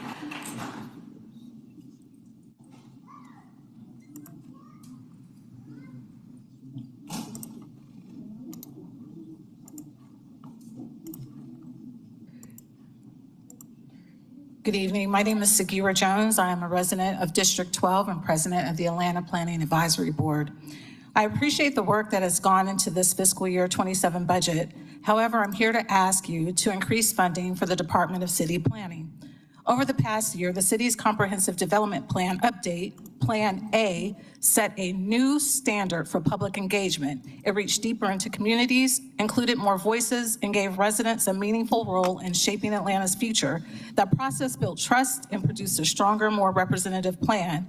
Atlanta has no shortage of plans or project lists. What residents experience, though, is whether those plans turn into results on time and in their neighborhoods. Too often, projects move slowly, timelines are unclear, and progress is hard to track. A plan only matters if it is implemented well. This budget is an opportunity to close that gap. Year after year, today, we hear about priorities, affordable housing, safer streets, infrastructure repair, and equitable investment across neighborhoods. But too often, projects are delayed, timelines slip, and funding sits unspent or redirected while communities wait. A plan is only as meaningful as its execution. If we want Plan A to succeed, we must invest in thoughtful, community-centered engagement and implementation. That requires staff capacity, outreach resources, and sustained coordination, all of which depend on adequate funding for the Department of City Planning. This is not abstract. The Department of City Planning outlined a small area planning program for neighborhoods, meaning they directly support residents outline their vision and values and how that is reflected in what gets built, where it gets built, and who benefits. It shapes whether longtime residents can stay in their neighborhoods, whether growth is equitable, and whether development reflects the needs and values of the people who live there. Without sufficient resources, we risk losing the momentum and trust that Plan A created. With the right investment, we can ensure that residents continue to have a real voice, not just in planning, but in what actually happens on the ground. I urge the city to invest in the capacity behind delivery, like procurement efficiency, so that funded priorities don't stall out. The reduction in the Department of City Planning's budget is a year-over-year trend that removes the voices of citizens to have all the infrastructure that everyone before me has asked for. Transportation projects, And thank you. affordable Time has housing, expired. green space, and balanced development. Thank you. All right, thank you. All right, thank you to all our speakers, public commenters that came today, that signed up. We'll talk about next steps of this budget hearing. We're going to hear from Jared Evans, who's going to read 11 emails that we received. So we're going to read those out loud to each one. Then we're going to hear from our finance department to answer some of your questions that were brought up today. So I'm going to turn it over to Jared Evans. From Marissa Yurko. I lived in Atlanta for 20 years. I was born and raised in the burbs. I am the homeowner, and I am a homeowner, a taxpayer, a parent, and a public school teacher. Please give less money to the police and private developers and more money to proactive measures. We need funding for housing. The homeless crisis is out of control. We also need money to go toward public transportation, alternatives to cars, especially safer bike routes. From Agnes Cloud, number one, why is Atlanta's police department getting yet another increase in funding when transportation and parks and recreation are getting defunded? Research shows that increasing green space and walkability correlates with lower crime rates and lower pedestrian fatalities. Number two, are funeral expenses covered by the City of Atlanta's transportation budget if a pedestrian or bicyclist gets run over by a car? What if an APD car hits a pedestrian or a bicyclist? Number three, if the City of Atlanta insists on keeping our city unwalkable and dangerous for pedestrians and cyclists, can I get a personal driver? Number four, should I contact PAD or APD if I'd like to do a wellness check on the mayor, as his budget proposals suggest he is unfit to serve and may be experiencing a mental health crisis? From Rebecca Cerna, Propel ATL appreciates the work of ATL DOT staff over the last several years to advance transportation projects across Atlanta. During this week's budget hearing, council members highlighted visible progress on resurfacing, traffic calming, bike lanes, sidewalks, ADA ramps, and complete streets projects across the city. However, the hearing also underscored important long-term questions about staffing, capacity, project delivery, maintenance, and the sustainability of Atlanta's transportation systems. During the hearing, ATL-DOT shared the department currently has 26 total project managers, but only 10 are in-house staff, with the remaining capacity supported through consultants and PMT teams. We also heard repeated discussion about shifting staffing positions into capital delivery funding streams while simultaneously accelerating project delivery expectations citywide. As advocates for safer streets, sidewalks, crossings, and connected neighborhoods, Propel ATL respectfully asks, number one, what is ATL-DOT's long-term plan to strengthen in-house engineering, design, and project delivery capacity and reduce dependence on outside consultants? Number two, with major capital acceleration programs like AURA bond sunsetting, how will the city sustain transportation delivery and maintenance capacity long-term? Number three, ATL-DOT shared that approximately 140 miles of roadway are expected to be resurfaced this year. How does ATL-DOT determine when resurfacing projects should also include safety improvements such as protected bike lanes, crossings, traffic calming, or sidewalk upgrades? Number four, how does the proposed FY27 budget support the goal of making streets safer every time transportation investments occur? Residents across Atlanta continue to ask when voter-promised sidewalks and safe streets projects will reach the streets. During the hearing, ATL-DOT repeatedly emphasized that AURA resurfacing projects are accelerated through special funding and delivery mechanisms ahead of the World Cup. We are now asking what operational investments, staffing strategies, and delivery reforms will help accelerate long-awaited sidewalk and safe street projects with the same urgency and operational focus. We believe long-term success will require project delivery, sustained capacity, transparent implementation timelines, strong maintenance systems, and continued investment in the in-house staff needed to consistently deliver safer streets across Atlanta. Thank you for your time and consideration. From Angelica Sullivan Andrade. I am a constituent of Brookhaven, Georgia. I am writing to share my feedback on Mayor Andre Dickens' proposed FY 2027 budget. While I appreciate the city's focus on essential services and first responders, I believe the budget should prioritize the following areas. Transportation. I want to see increased funding allocated toward maintaining our streets better. The amount of potholes all over the state of Georgia is a huge safety concern, especially at night. Please ensure that we are using more resources for safe streets, sidewalk repairs, and more safe bike lanes throughout the city. Atlanta has so much potential to be a more active and walkable city if we continue to focus on building safe routes for pedestrians and making more areas comply fully with ADA standards. City planning. More funding should also be provided to the city planning department to expedite zoning updates that allow diverse, affordable, and multifamily housing. This department can also invest in specialized planners to help design walkable, transit-oriented neighborhoods that minimize traffic congestion. Parks and recreation. I would also want increased funding to upgrade neighborhood parks by providing routine maintenance, playground repairs, and public restrooms in community parks outside the Beltline. Increased funding can also be reinvested in community recreation centers to offer free and low-cost after-school programs, sports leagues, and summer camps, as well as boost tree conservation fund to actively plant and protect trees in historically paved high-heat neighborhoods. Finally, do not increase the Atlanta Police Department budget as its funding already consumes a disproportionate share of the city's general fund. I am strongly opposed to any increased funding to police because I see it being wasted daily. There's been too many times to count where I have seen a simple traffic stop or pedestrian intervention that involved over 5 to 10 police cars. Absolute overkill and waste of funding. Instead, current funding should shift away from law enforcement technology or militarization and toward non-police mental health crisis teams and training. This way, more funding can go toward poverty reduction, housing stability, and youth jobs. As the City Council reviews and finalizes the budget before the start of the new fiscal year, I urge you to consider these community priorities. Thank you for your time, dedication, and service to our city. From Mark Taylor, thank you for your excellent work, so needed in these difficult times.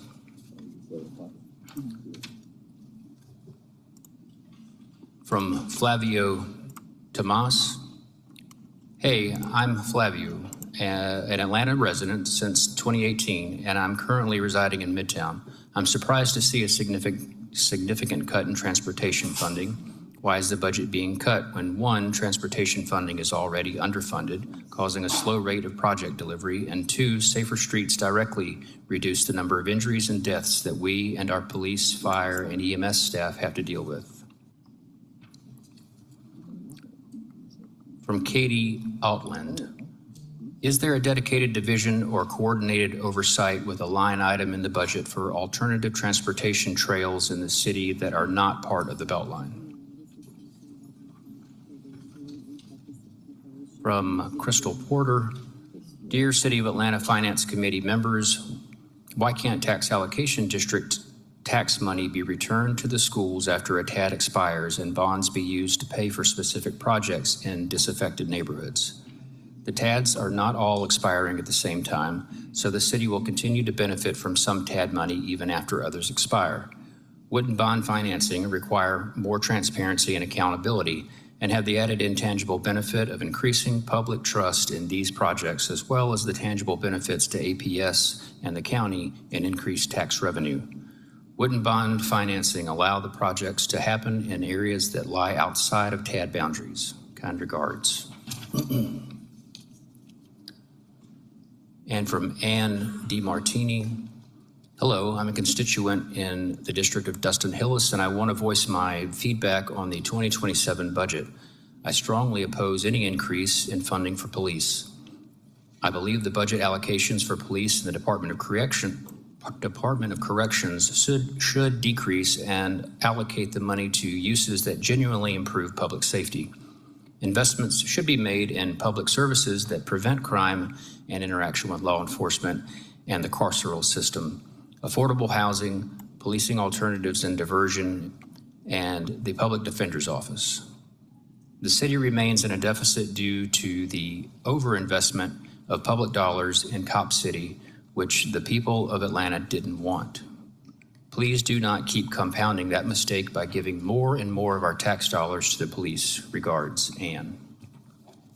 And that completes the emailed comments. Thank you to everyone who emailed, who showed up today. At this time, I'm going to turn it over to our Deputy CFO, Yolanda Carr, and she will briefly go over some of the questions that we've received, and we will hear from any department head with any further color on those topics. Thank you. Thank you so much. Yolanda Carr, Deputy CFO.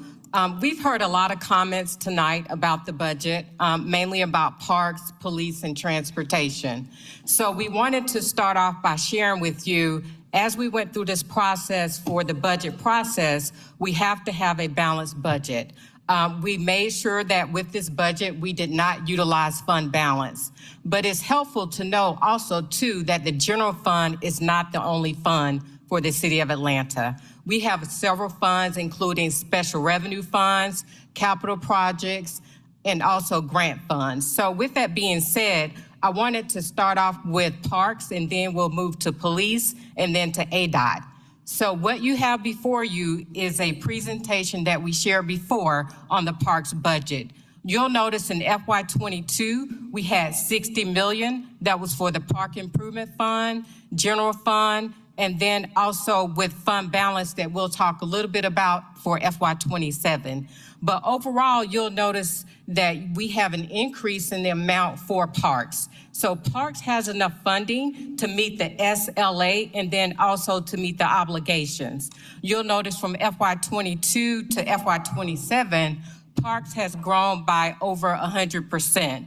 And again, I wanted to focus on FY27 right now. So when you look at the Park Improvement Fund, you have $42 million, the General Fund $54 million, and then the Park Improvement Fund balance is $29.9 million. That's $30 million. Let me back up a little bit and talk about fund balance. Fund balance is a fancy name for a savings account. So if you do not spend that, it will roll over year to year. And so that's what you're seeing here with parks. And so right now we are not at the end of the year. Our year end is June 30th, so this is really an estimate. So we may have more in fund balance for parks, but you'll notice right now, we have 126 million that can be utilized for parks.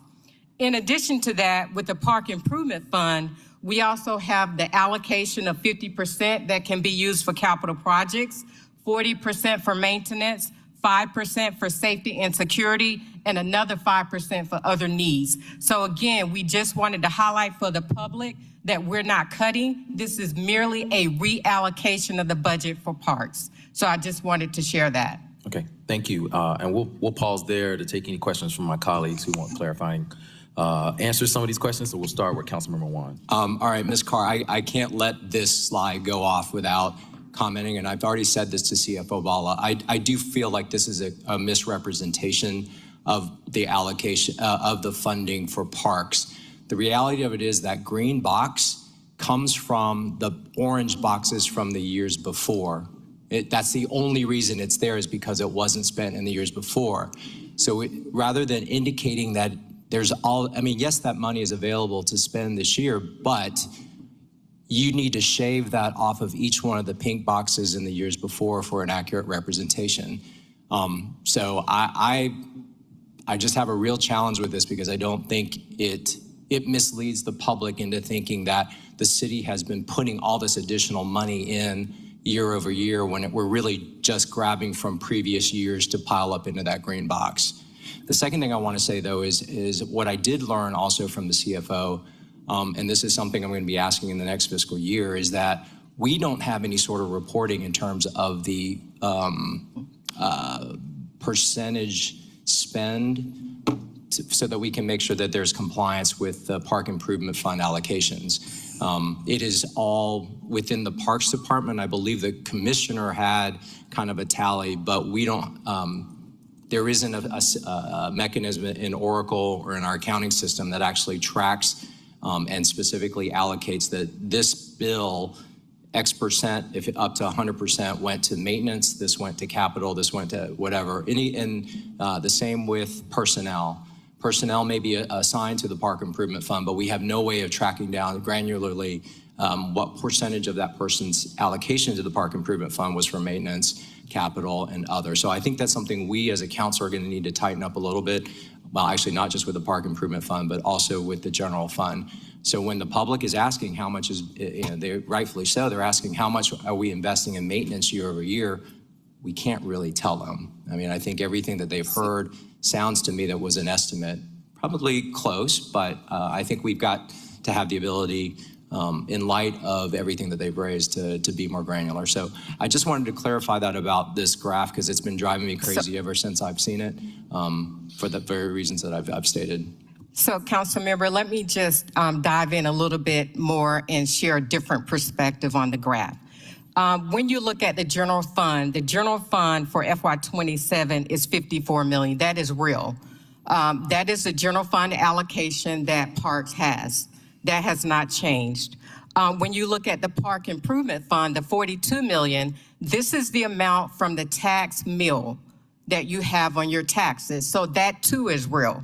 And then when you look at the Park Improvement Fund balance, that 29 million, that too is real. So these are real numbers that we have here for FY27 of 126 million. We're happy to have a separate dialogue with you, but this is a real number. And so we wanted to share that with you as far as what this graph really means, and it is a true depiction of what we have for parks. Ms. Carr, if I implied that it wasn't real money, let me correct that. No, I know it's real money.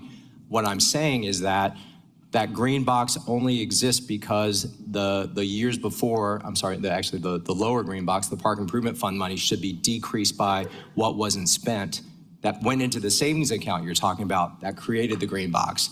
So it's going to decrease the amount for each one of the years where there was an underspend.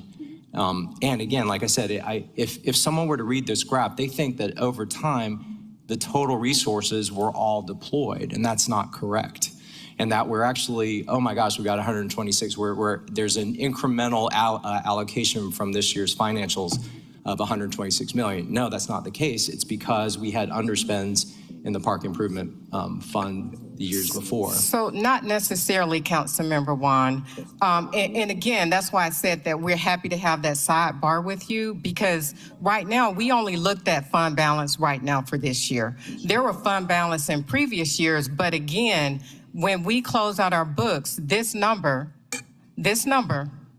right now was as of a point in time. We have not closed out. This was really a low ball to say that it was 29 million. But again, as we get closer to the end of the year, we can give you all updated information. But again, this 126 million is the total allocation for parks right now.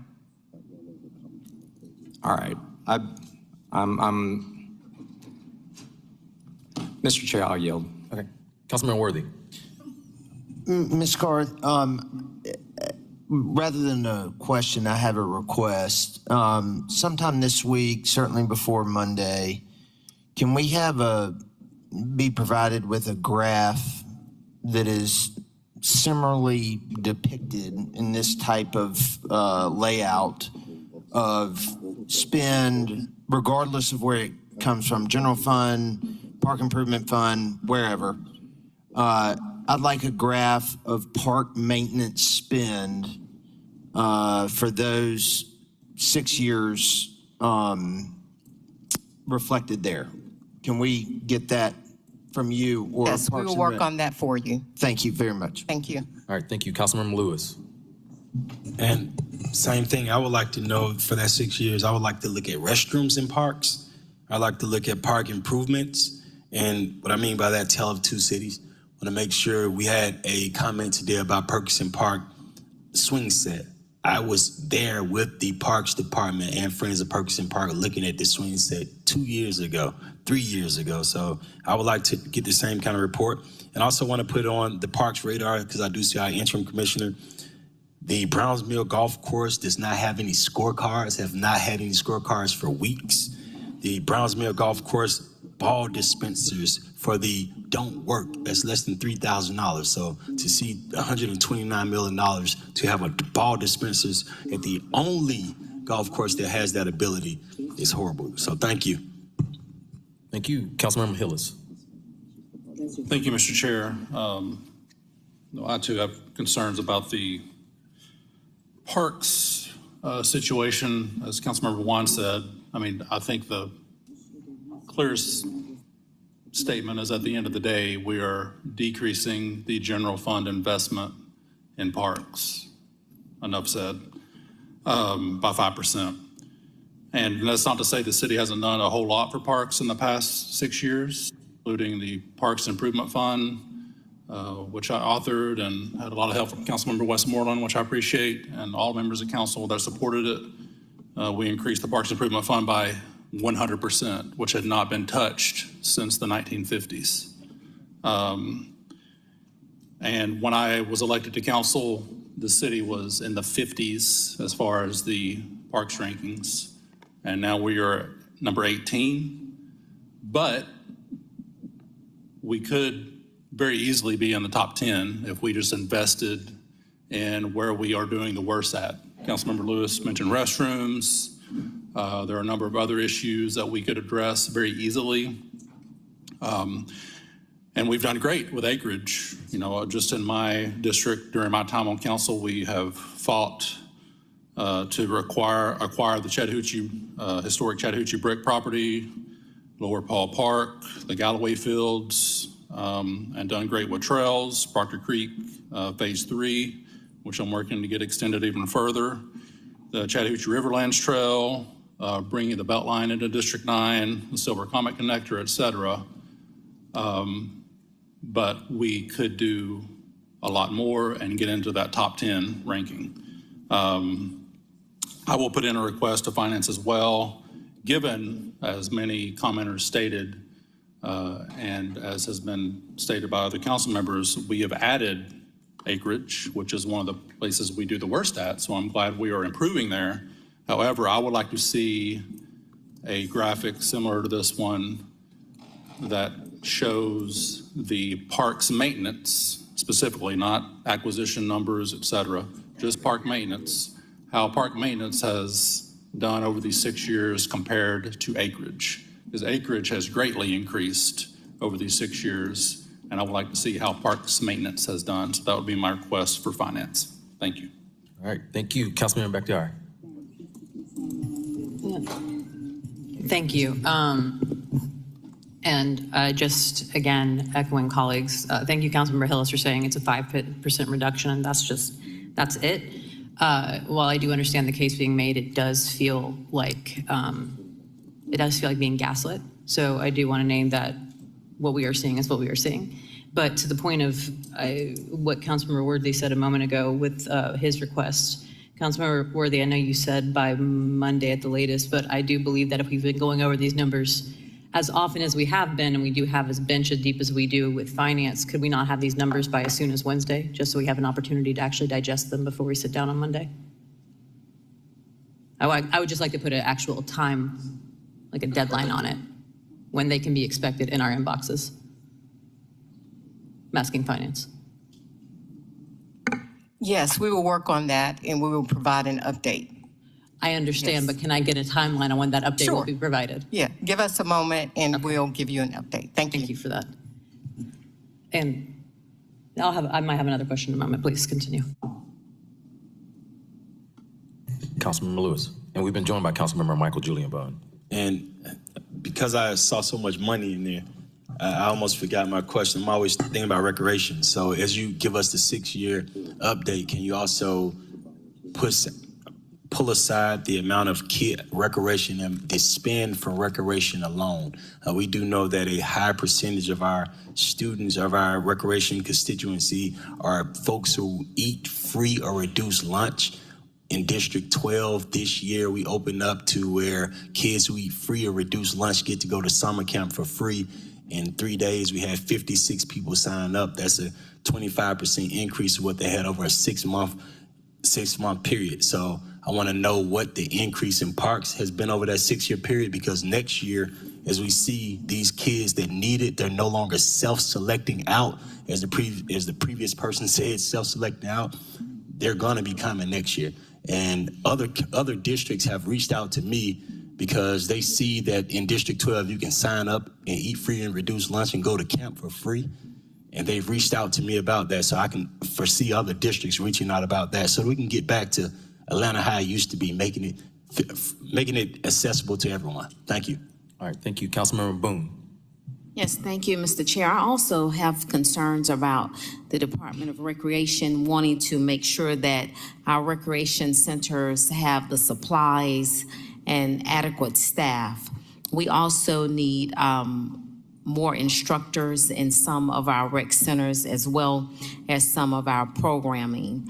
Also comparing the directors of the larger centers to those of the smaller centers, their salaries should be quite different. Those are 24-hour positions.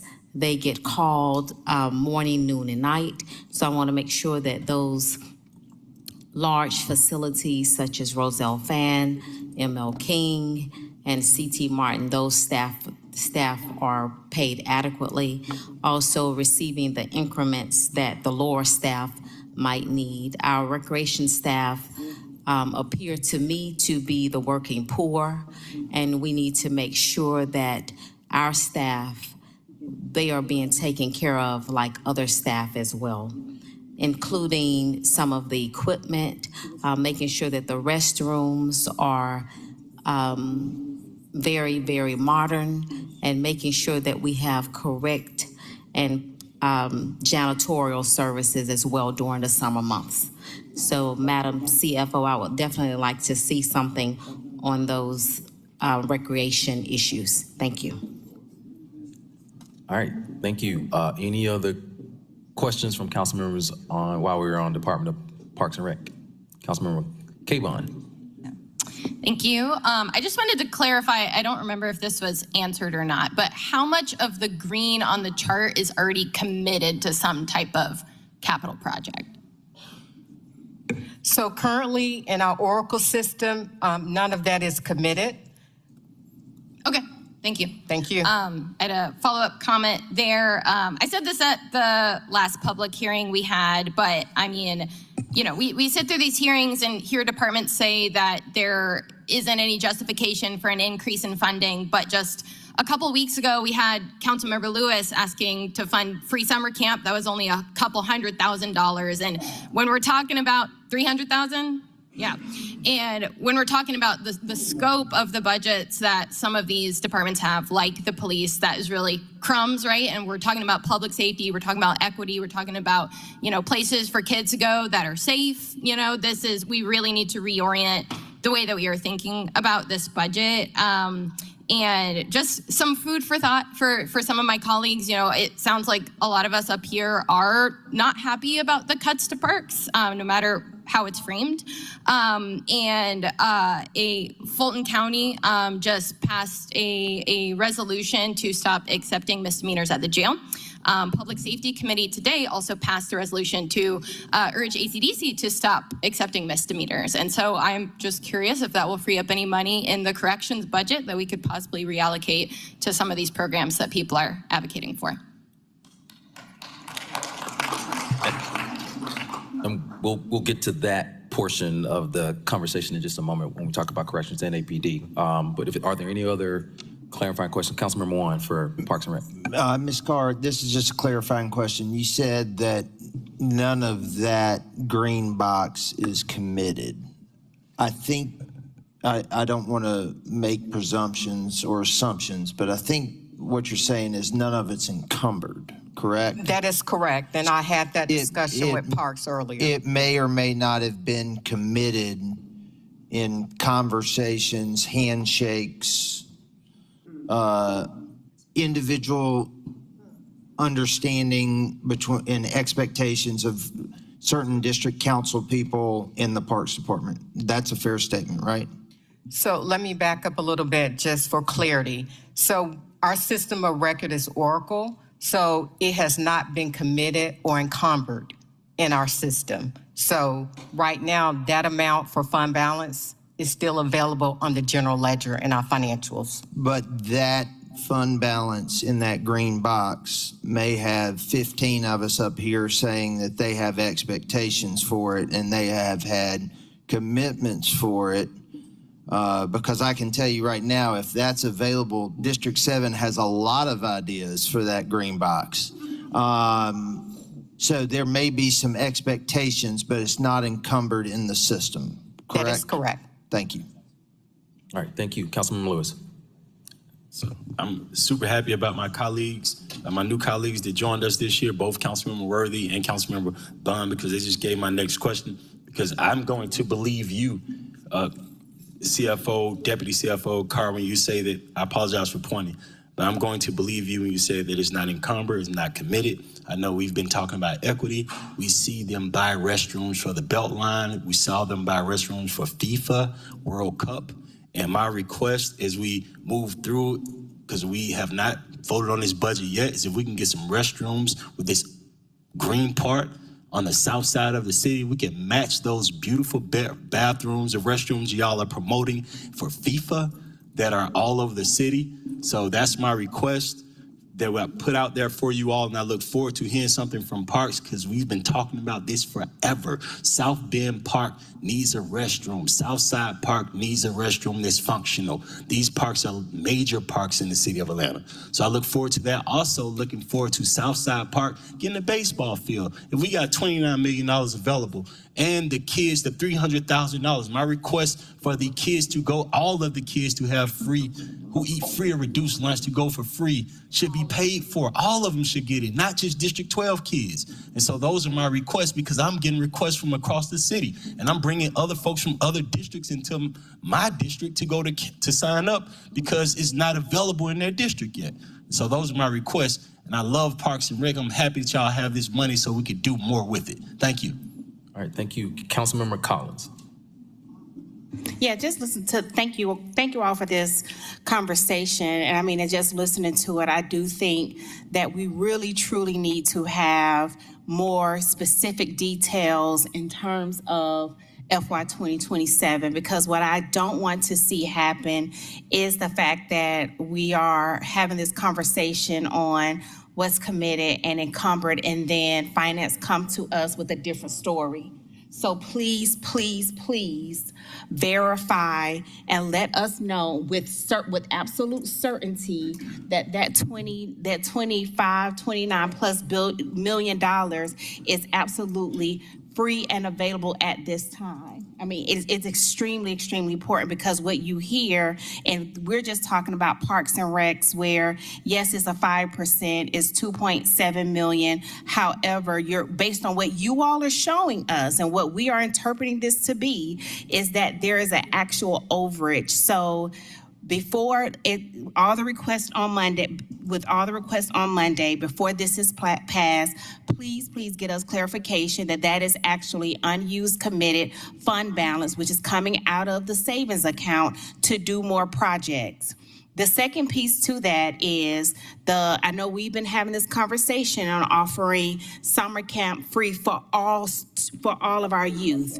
And again, I'm going to continue to push back, not in a negative way, but in the most positive way possible, in terms of the cost is more than $300,000. If we fully utilize equity and lead into equity, no, you don't have to say anything. If we fully lead into equity and make sure that this is offered to all of our youth throughout the city, it is more than $300,000. It's a few $1,000,000. And that's still, right? That's still the way we should be moving in this space if we truly, truly want to do this for everyone in this city. Because the reality is, to Councilman Lewis's point, is that other students are coming and moving throughout the city to other summer camps because the camps in their area is full. So we've made the case for the need. But I do want to emphasize that because if it is in fact $25 plus million is freely available for us, and we know based on those numbers that that increase of $2 or $3 million is additionally needed to provide that opportunity, we're going to hold the administration accountable to seeing this funding fully through, in addition to funding park maintenance and all of the pieces that we're asking that are not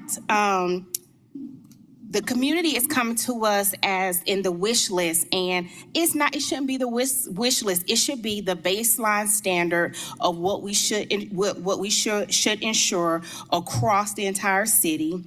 Many of us give to the conservancies, we donate, we give out. I know for me, I donate to 2 conservancies. So this chart, to Councilman Wan's point, is really misleading because it interprets and sends the message to us we have what we need, and what you're hearing is a resounding cry that it doesn't look and feel, and we don't see it that way. So I really want to get that green. It has to be real money. Sure, and that green is real money, but what I will say to you is I'll defer to Parks on what the utilization of the fund balance is, whether it's planned or intended, but I'm giving you what is on our financial statements. We get audited, and these are real numbers. Okay, so by Monday, can we please get a confirmation by Parks, the interim commission, whoever that is, that green, that fund balance has not been, what that looks like and what that has not, if it's truly have not been committed to,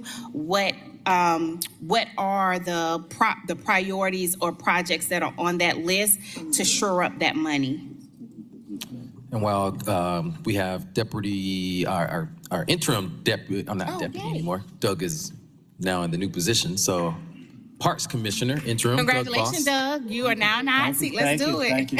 Thank you. And I'm sorry. I'm actually on vacation today, so if I'm a little off, I had to drop my daughter off in Nashville, and I drove here. It's very important for me to be here. Thank you all for being here. I wanted to be here, but I'm not quite all together with all my notes. But yes, I think the quick answer is yes. We can absolutely do that. One question, I was talking with our teammates. This is the whole DC team is sitting back here together. Is just trying to figure out when this slide, it looks like, was on 5/19, but Councilmember Collins, we can absolutely work with Yolanda Carr to get all that information. What is encumbered, what is not encumbered by Monday should be. Great, thank you. And I know that just piggybacks off of Councilmember Batiara's request, but absolutely, that'd be great. Thank you. Thank you. Councilmember Michael Julian Bond. Thank you, Mr. Chair. And our interim commissioner, this was probably going to be directed in a roundabout way to you. In the previous term, Commissioner Cutler and I had a discussion about how the Parks Capital Program is being funded. And basically what he was telling me is that's basically funding out of the savings year to year, as opposed to, because we had a discussion as to whether or not we would take a project list and float a bond to fund the entire list. And if you were to do that, you wouldn't have to depend on the saving fund balance year in and year out to fund the projects on an annual basis. You potentially could build all those projects out at once, and the savings that you would have for the increment that pays the bond, you'd have extra funds. Is that the current state of affairs today that is being funded year to year? Well, I'd say a little bit of both. And again, I'm going to come at you from mainly the operational standpoint, not the capital side. But my understanding is the bonds that we have floated in the past, they get paid from the Parks Improvement Fund. Right. Right. And that has decreased over years. We have not done just a specific parks bond recently. Yolanda Carr can probably explain exactly how much of that comes out every year. But we do both. I mean, we have used the bonds to do those exact things. As you know, and even going back to when DC Dodson were here and others, we always keep a certain amount that's going to be unreserved in that for when things happen that we absolutely have no idea that they're going to happen. Floods, we had a pavilion happen that burned in Councilmember Boone's district this year that we just keep to be able to make quick repairs when things are needed. Sometimes those are substantial. But so we always want to make sure we have enough money in this fund to be able to do those kind of things when needed. We have used bonds before. I think the last one we used were for baseball fields. All of our athletic fields were redone probably now like 20 years ago. Well, my suggestion is that we go back to looking at using bond financing to do a lot of these capital projects so that we will have more in the annual fund balance for those types of expenses and the things that we're talking about here today. Back in the day when I had no gray hair, we built 4 major facilities in the city: Washington Park, C.C. Martin, Roselle Fan, and one other. No additional cost to taxpayers, by the way. And built that out of the Park Improvement Fund, and the savings, as opposed to building it on the annual basis, which is how it was done before, prior to that, was tremendous. And so you could achieve that type of savings. So I don't know if you all can look at that over the next, not necessarily by Monday, because you need to do a deeper dive than that, but if you could do that and report back to the full council with those results, I would appreciate it. Good. And congratulations on being interim. But be careful, Trump says he likes interim. So be very careful with that. But my second part, not necessarily, it concerns parks and the restrooms, but it's not limited to the restrooms. Also, in the last term, we passed legislation to have Public Works, I believe, and it might have been Parks and Recreation also, to examine putting building and construction out of the enterprise fund in Public Works. Well, it wouldn't be Public Works, it would be Watershed. The type of restrooms that we have right out here on Shirley Franklin Boulevard, right here on Central by the driveway, these self-cleaning restrooms, because these restrooms are an issue within parks, because the ones that are built are subject to vandalism quite often on a regular basis. I've never recalled any substantial vandalism taking place on a restroom that's right out here outside the building. It's self-cleaning, it's timed, and I think it's probably time to examine building that type of restroom, not just in our park system, but for the many visitors that we have across the city. And often there have been civic advocacy groups that haven't necessarily supported the expansion of that type of restroom because of fear that a certain clientele of people who aren't housed might overuse those restrooms. But that is a dastardly position to take, particularly when people have to relieve themselves, and they could be funded in a much similar way like what we're talking about through the bonds based on the revenue fund of Watershed and maybe a portion of the Park Improvement Fund. But that type of analysis, I think, needs to be done because it is a ready solution. And the infrastructure in most cases where these things would need to be located is there. So that's my I 2 cents on totally that. concur. And actually, thanks to this mayor and this council, we have implemented 10 of the new Throne Labs. This one outside of City Hall will actually be replaced with the Throne Lab. Okay. It's a the ones you're speaking of are called Exolus, and they've been excellent. They really have. I think we had 5 in the city. The one at Woodruff Park finally failed, and this one here is going to be replaced as well. The Throne Labs are different. They're not necessarily a permanent solution, but they provide all types of metrics on how many users are using them. They get cleaned on a regular basis, and they actually send messages when they need to be cleaned. So that is not a permanent solution. You're talking about permanent, but it is a good solution. It'll be here for over a year. We have 10 of them. We have one in Isabel Gates Park. We have one in Cascade Springs. We just opened last week. There'll be one here at City Hall. There's one at Woodruff as we speak. There'll be one at Walton Springs, and Calhoun is being built. So I absolutely concur with you. The question will be is whether that particular model is one we want to stay with, but we'll know obviously over this next year if that's a good design or if we're going to use that as an interim to go with a different model. Okay, well, there's already, like I said, we passed legislation last term to examine this, and I never really heard a report back. They actually are, they're here. They installed just as of last week. I'll get you a full map of where they all been located, and they can be moved if it turns out that location is not, we didn't hit the, nail on the target, but we can do that. Okay, good, because that's something I think can really help, parks and sidewalks all over town. No, absolutely. All right, thank you, I'm finished. Thank you. Councilmember Hillis is going to bring us home on this topic before we go to the next one. Thank you, Mr. Chair. Just to reiterate, we're doing great in acquisition, but we have to keep up with maintenance. And so to that point, and to the balance part, I know we've already made the request to finance, and Councilmember Collins may have requested this. I was talking to my colleagues, part of her statements, but I know we're getting this little magical almost $30 million number from finance, which isn't encumbered or promised, quote unquote, but also want a document from DPR about how much of that has actually been, quote unquote, promised for projects. To compare both of those documents. Because again, while we have acquired hundreds of acres of property over the past few years, over 100 just in my district, I would also like to see what are the plans for those hundreds of acres, because we've got, as I stated, hundreds of acres in District 9, Chattahoochee Brick, Lower Paul, Galloway Fields.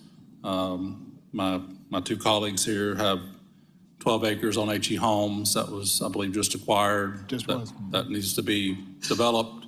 Councilmember Norwood has the Bunnan property, 20, 30 acres that was just acquired. So where is all that money coming from? Not for the acquisition, but for building up and maintaining those parks.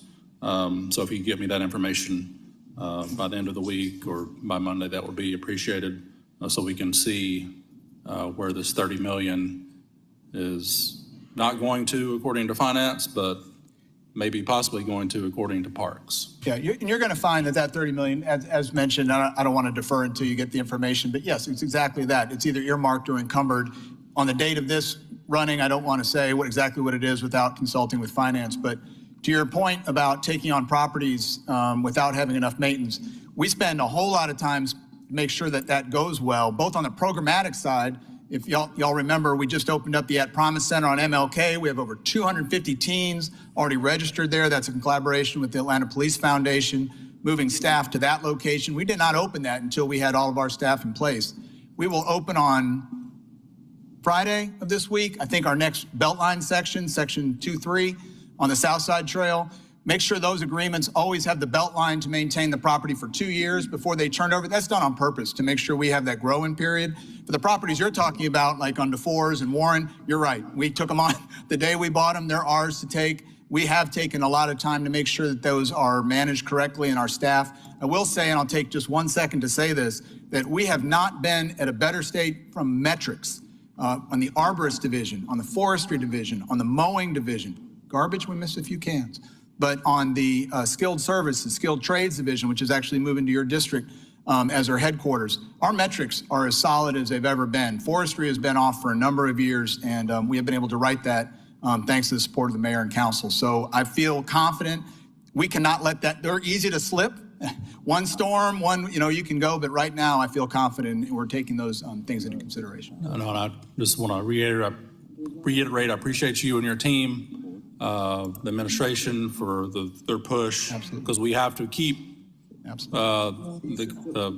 foot on the pedal to keep acquiring parks, because that's one of our 2 lowest scores, the number of acreage we have and the average number of acreage. That's right. In our park score. So keep up the great work, but we also have to, and also thanks to our partners, TPL and the Conservation Fund for their help.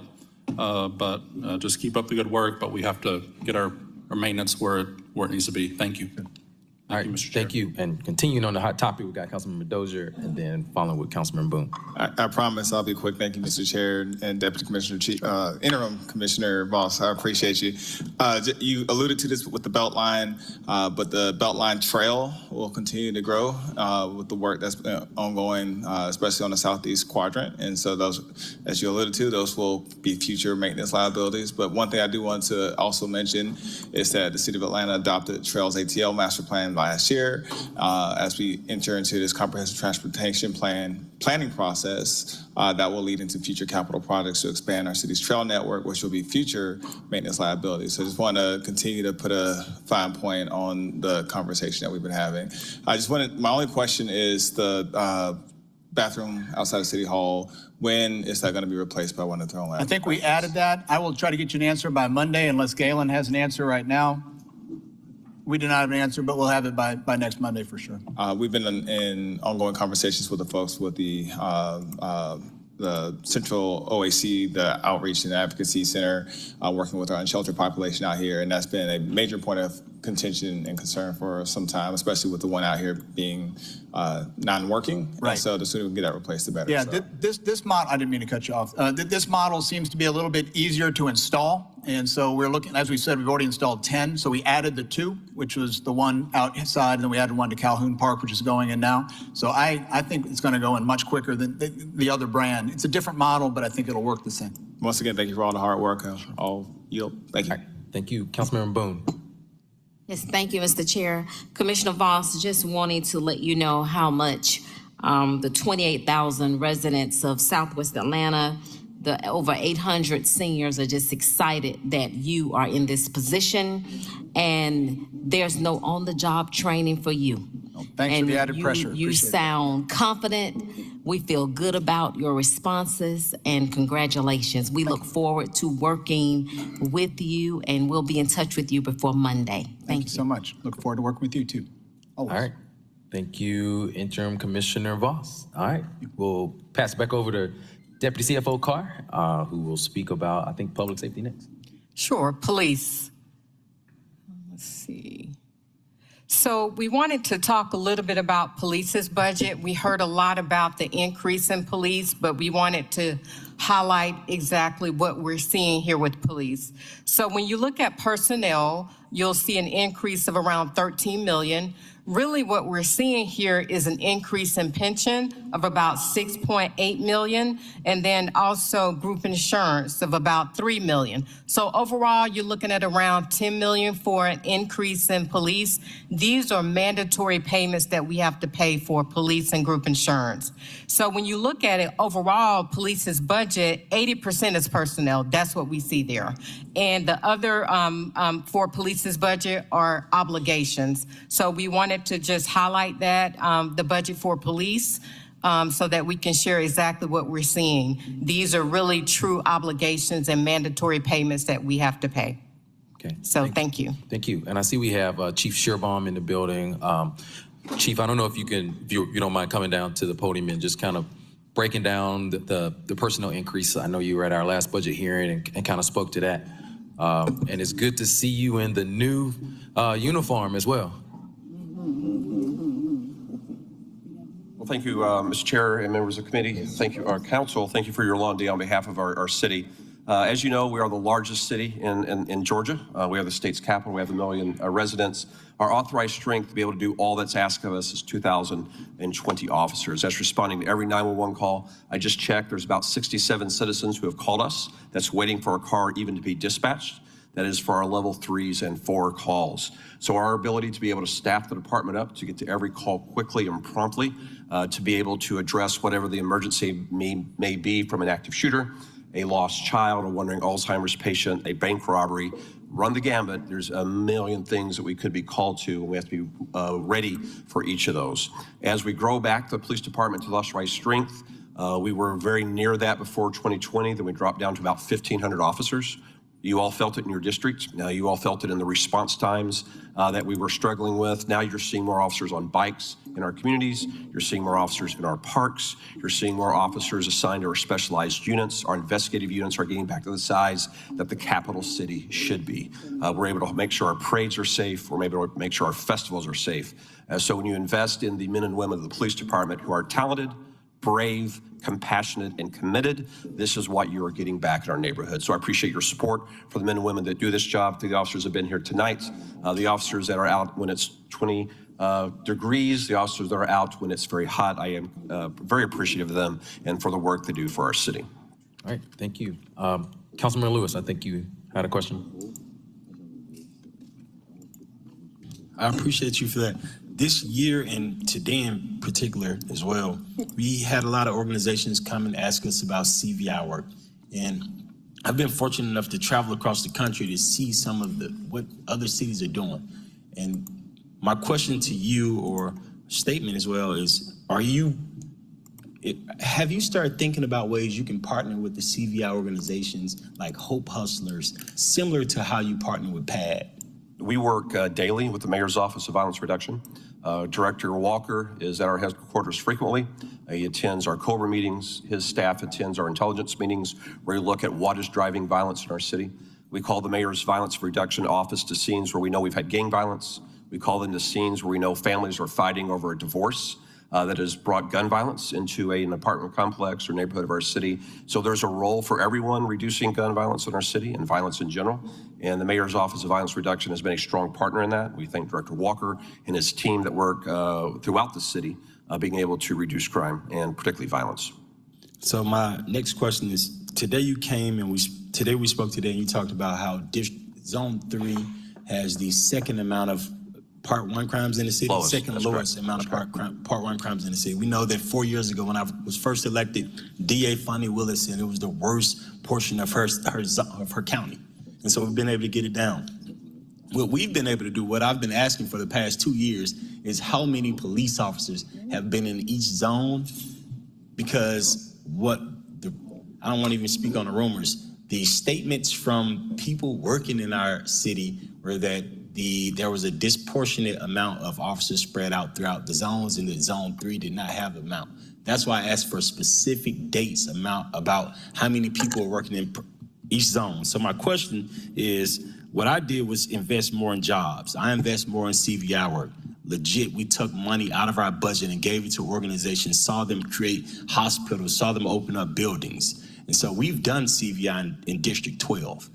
So is there any kind of way that we can partner with your office, or do you foresee, because when I'm looking at Miami, I'm looking at Baltimore, the funding for CVI comes out of their police department. And so I'm asking, are you looking at ways that can happen? We work very closely, as I stated, with the Mayor's Office of Violence Reduction, but you also know, Councilmember, we empower faith communities, civic organizations, our zone commanders, and you work very closely with Major Woolfolk in Zone 3. But all through the city, we believe everyone has a role in violence reduction. We believe everyone has the ability to influence an escalating situation. And we believe everyone has the ability to influence communities, families, and the area that they reside in. So it's just not to the police, it's not just to violence reduction, it's everyone's responsibility. You have done a phenomenal job engaging across District 12. I've seen you out and about. We've ridden on patrol before. So we absolutely believe everybody has a role in reducing violence in our city. It starts with the education system. That's why I was very proud of the number of young men and women that are in our PAL youth camps this summer, as well as those that are in the App Promise Center. So we believe everyone has a role. And we believe it's just not the police and just not violence reduction. It's office, but it's all who reside in our city and have interest in Atlanta, Georgia. I feel good about that. Can you give me a list of not now, can you give me a list of the people that organizations you partner with? You mentioned that you partner with faith community groups. So can you just send me a list of those groups that you partner with for CVI? Thank you. We do, sir. All right, thank you. Councilmember Worthy. Thank you, Chief. I don't know if this is a better question for you, Chief, or Ms. Carr, but I just want to simplify it down for my understanding and for everyone listening and in the audience here tonight.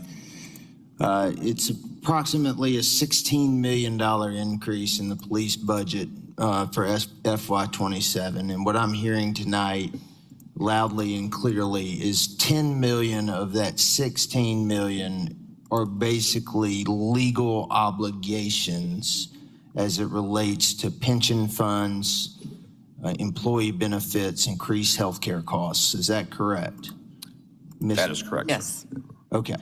So for all intents and purposes, we could, and I don't want to conflate the issue, but the real increase in new funds that is not directly related to increased healthcare costs, employee pension obligations, and other legal obligations we have as fiduciaries to this city really is closer to $6 million. Is that correct?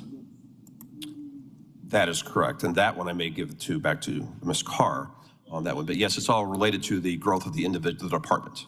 Correct. As we're going back to authorization. Yes, sir. So the narrative that this massive increase in police spending is not the full story.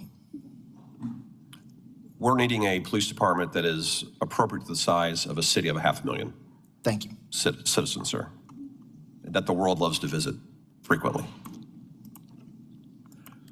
Any other questions, comments from colleagues? Councilmember Boone, then Collins. Chief, just wanted to thank your team and Madam COO for working with GDOT officials and Atlanta Department of Transportation during this week when Cascade and 285 and between the Adamsville exits were closed to make sure that the communities were taken care of.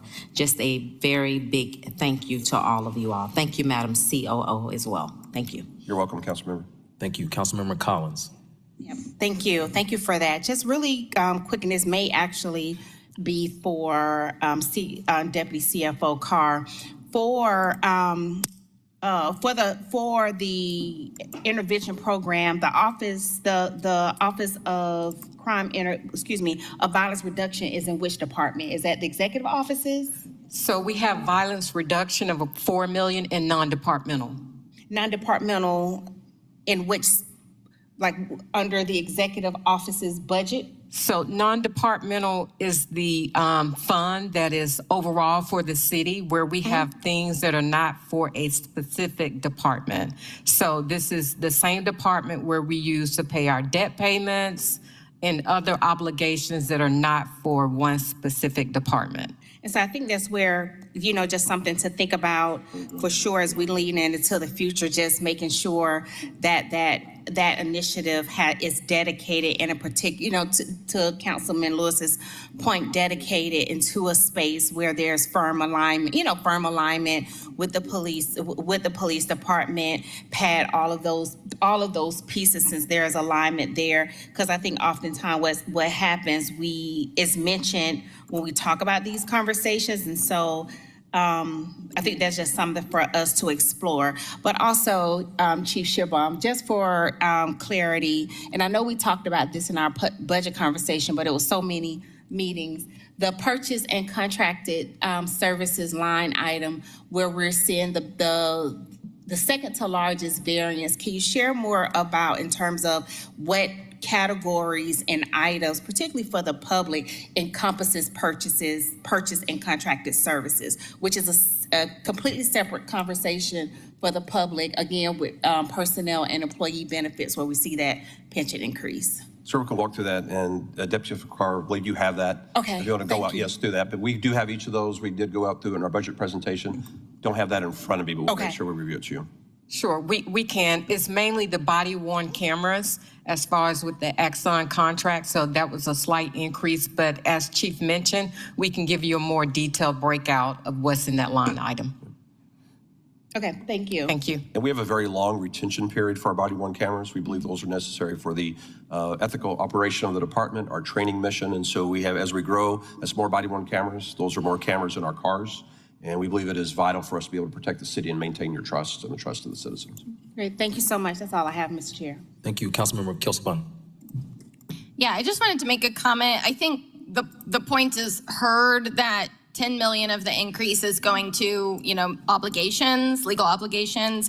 But I think just to, if I can try to echo some of the public commenters today, I think what they're concerned about is the ratio of how we're spending our public safety dollars. So the police budget out of the general fund is at $375 million about. Meanwhile, PAD receives about $2.5 million a year, and the Office of Violence Reduction only has 4 staff. Funding totals about $600,000 a year, and we have an open RFP for community violence interruption, which totals about $4 million. So if you add that 2.5 and 4 million, that's about 2% of the total police budget. So I think, what people are speaking to today is the ratio of how we are allocating these dollars, not just the raw dollar amount that we're adding to police funding, but also the fact that part of the reason that we are facing a budget deficit this year is because of overrun from the construction of Cop City, from police overtime, and now we are cutting Parks Department, City Planning, and ATL dot to make up for that gap. And so this, says something about this administration's priorities. I just don't want that point that was made repeatedly in public comment to be missed. It is not just the raw numbers. It is what share of the pie are we allocating to different types of public safety. And I think many people who spoke today would advocate that PAD and community violence intervention work should make up a larger share of that pie. Thank you, Chief. If we don't have any more questions from my colleagues, we'll move on to our next topic. I think we were going to speak on transportation. Do we have someone here from ATL DOT that can speak towards the transportation budget? Thank you.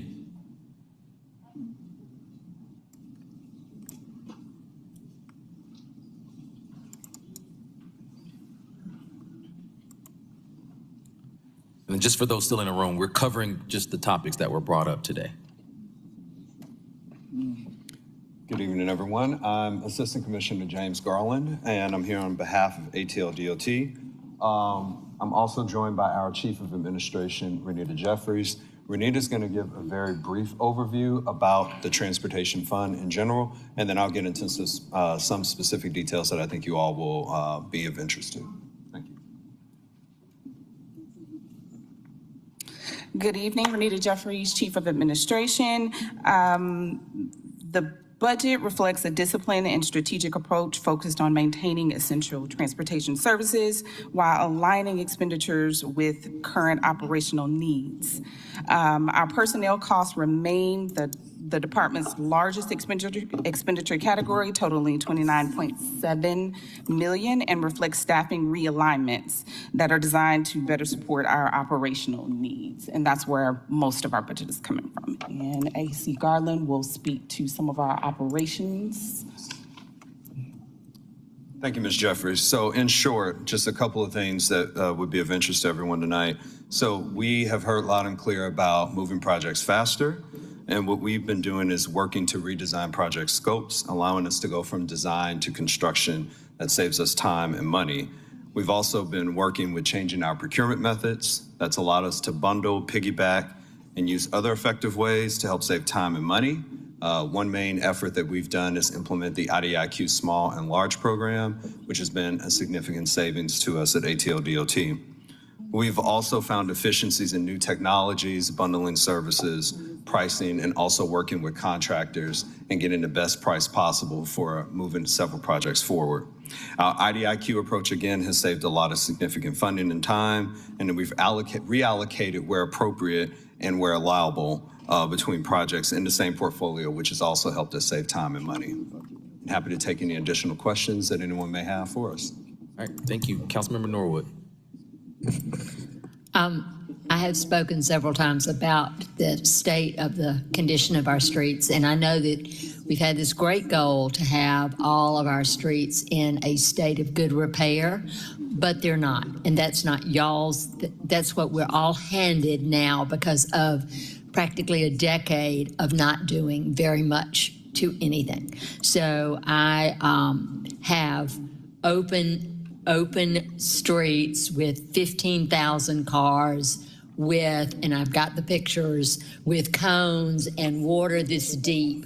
And it's a bunch of them. And when I talk with colleagues, they say, welcome to the club. I've got the same thing. So my question is, what do we need to do? I've seen the amount of resurfacing y'all are talking about. It's great to have all of these other wonderful additions. It's great to have a state of good repair. It's great to have more sidewalks. But when we've got people who are literally in their cars falling into holes in our town, and the condition that our heavily parts of the city are experiencing, because everybody doesn't have 15,000 cars on their streets every day, but I do, and they're terrible. They're terrible, and y'all have done the best you could do to repair, but we've got to, but I want to know with this budget, because there's been a lot of talk about other departments, but one of the things our people want all across our city is to be able to have a safe journey that is a comfortable journey, that you're not going to be dodging and almost having wrecks because you're avoiding the condition of the streets that we've got right now. So I want to know whatever amendments we need to make sure that we can have a very aggressive program, or whether we do legislation to add. We did that with parks. We added millage.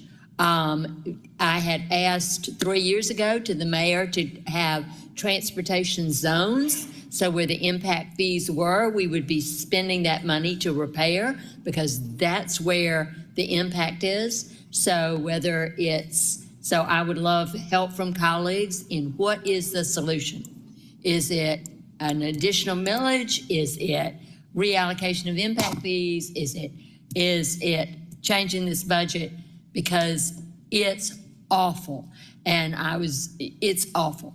It's awful. And I have enough photographs that will surprise everybody up here and in the audience, because people don't believe it, but it really is that bad. Thank you, Councilmember, for that. And I'd like to break this up into two different phases. I'd like to talk a little bit about what we've done and then briefly touch on what we're going to do, and then start that conversation with you and the administration and the council members on next steps. So just a quick by the numbers, what we've done this past year, we've roughly done about 8,400 potholes that have been repaired. 41,000, a little over 41,000 linear feet of sidewalk have been done. 14 of those sidewalk locations were done within our own in-house TIM group. Overall, throughout the course of the Dickens administration, ATL-DOT has completed roughly 48,000 potholes. We've installed or upgraded about 688 ramps. We've repaired about 5,600 traffic signals. We paved about 95 lane miles of roadway. We've also implemented, and we're in the process of actually closing out a $5 million service level agreement, or SLA contract, that looks specifically at what you're talking about, enabling proactive maintenance across almost 700 locations citywide. We also have awarded a contract for enhanced bike lane and gateway maintenance. The recent opening of our Integrated Command Center, or ICC, gives us a preview into actually having a viewpoint with GDOT, as well as with MARTA and with our transportation partners throughout the city and in the region, to actually address those emergency situations that may arise related to maintenance, et cetera. And that center just opened, as you know, last month. Now, that's just about the numbers. What are we actually doing going forward?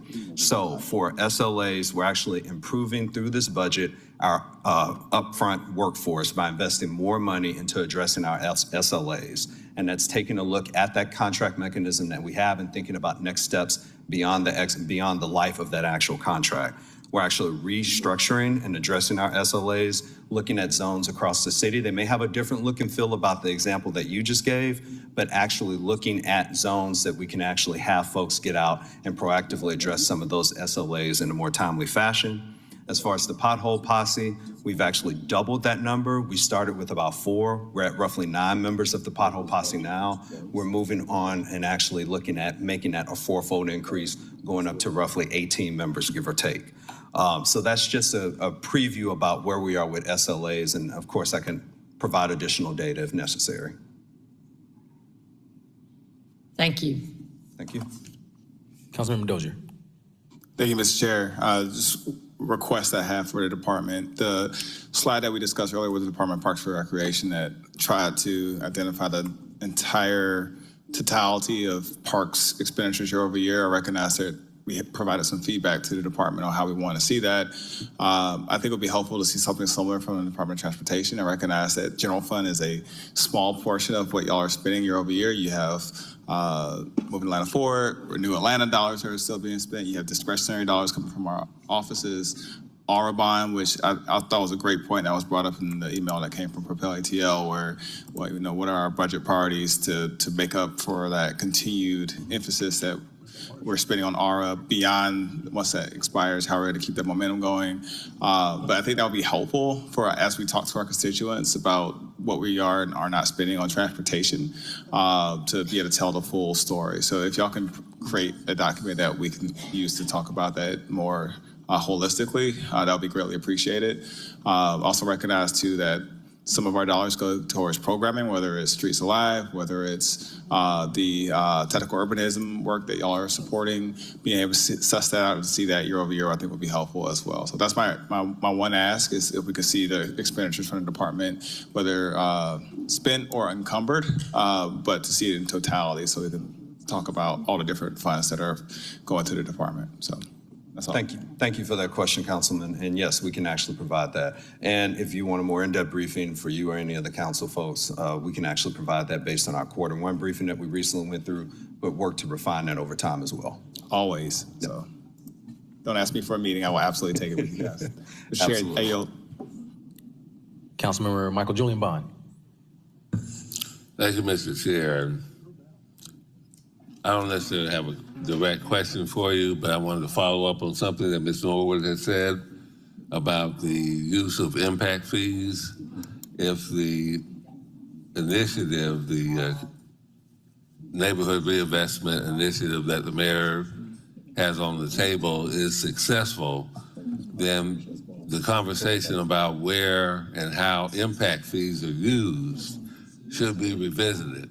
Because in the past, when impact fees were used outside of their area or zone where they originated, the justification for that was that all streets in Atlanta go everywhere else. Everybody has the potential to use those roads, so the money could be used elsewhere. But if the neighborhood reinvestment initiative is successful, then that takes away or lessens that justification. So having a conversation about returning the funds within transportation impact areas back to the area of origin is something that should be on the table.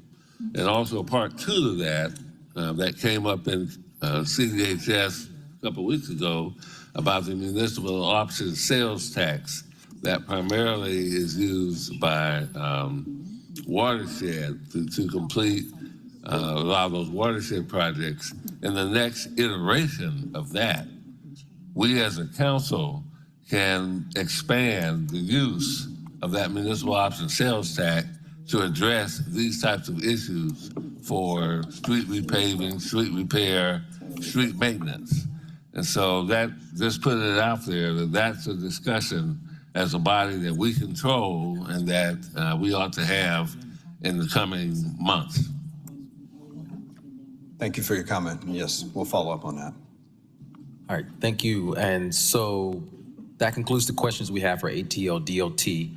Oh, sorry. Oh, We do have one final, I guess, topic. We had a question, if Madam COO doesn't mind coming up, about community violence intervention. I had an ATO DOT.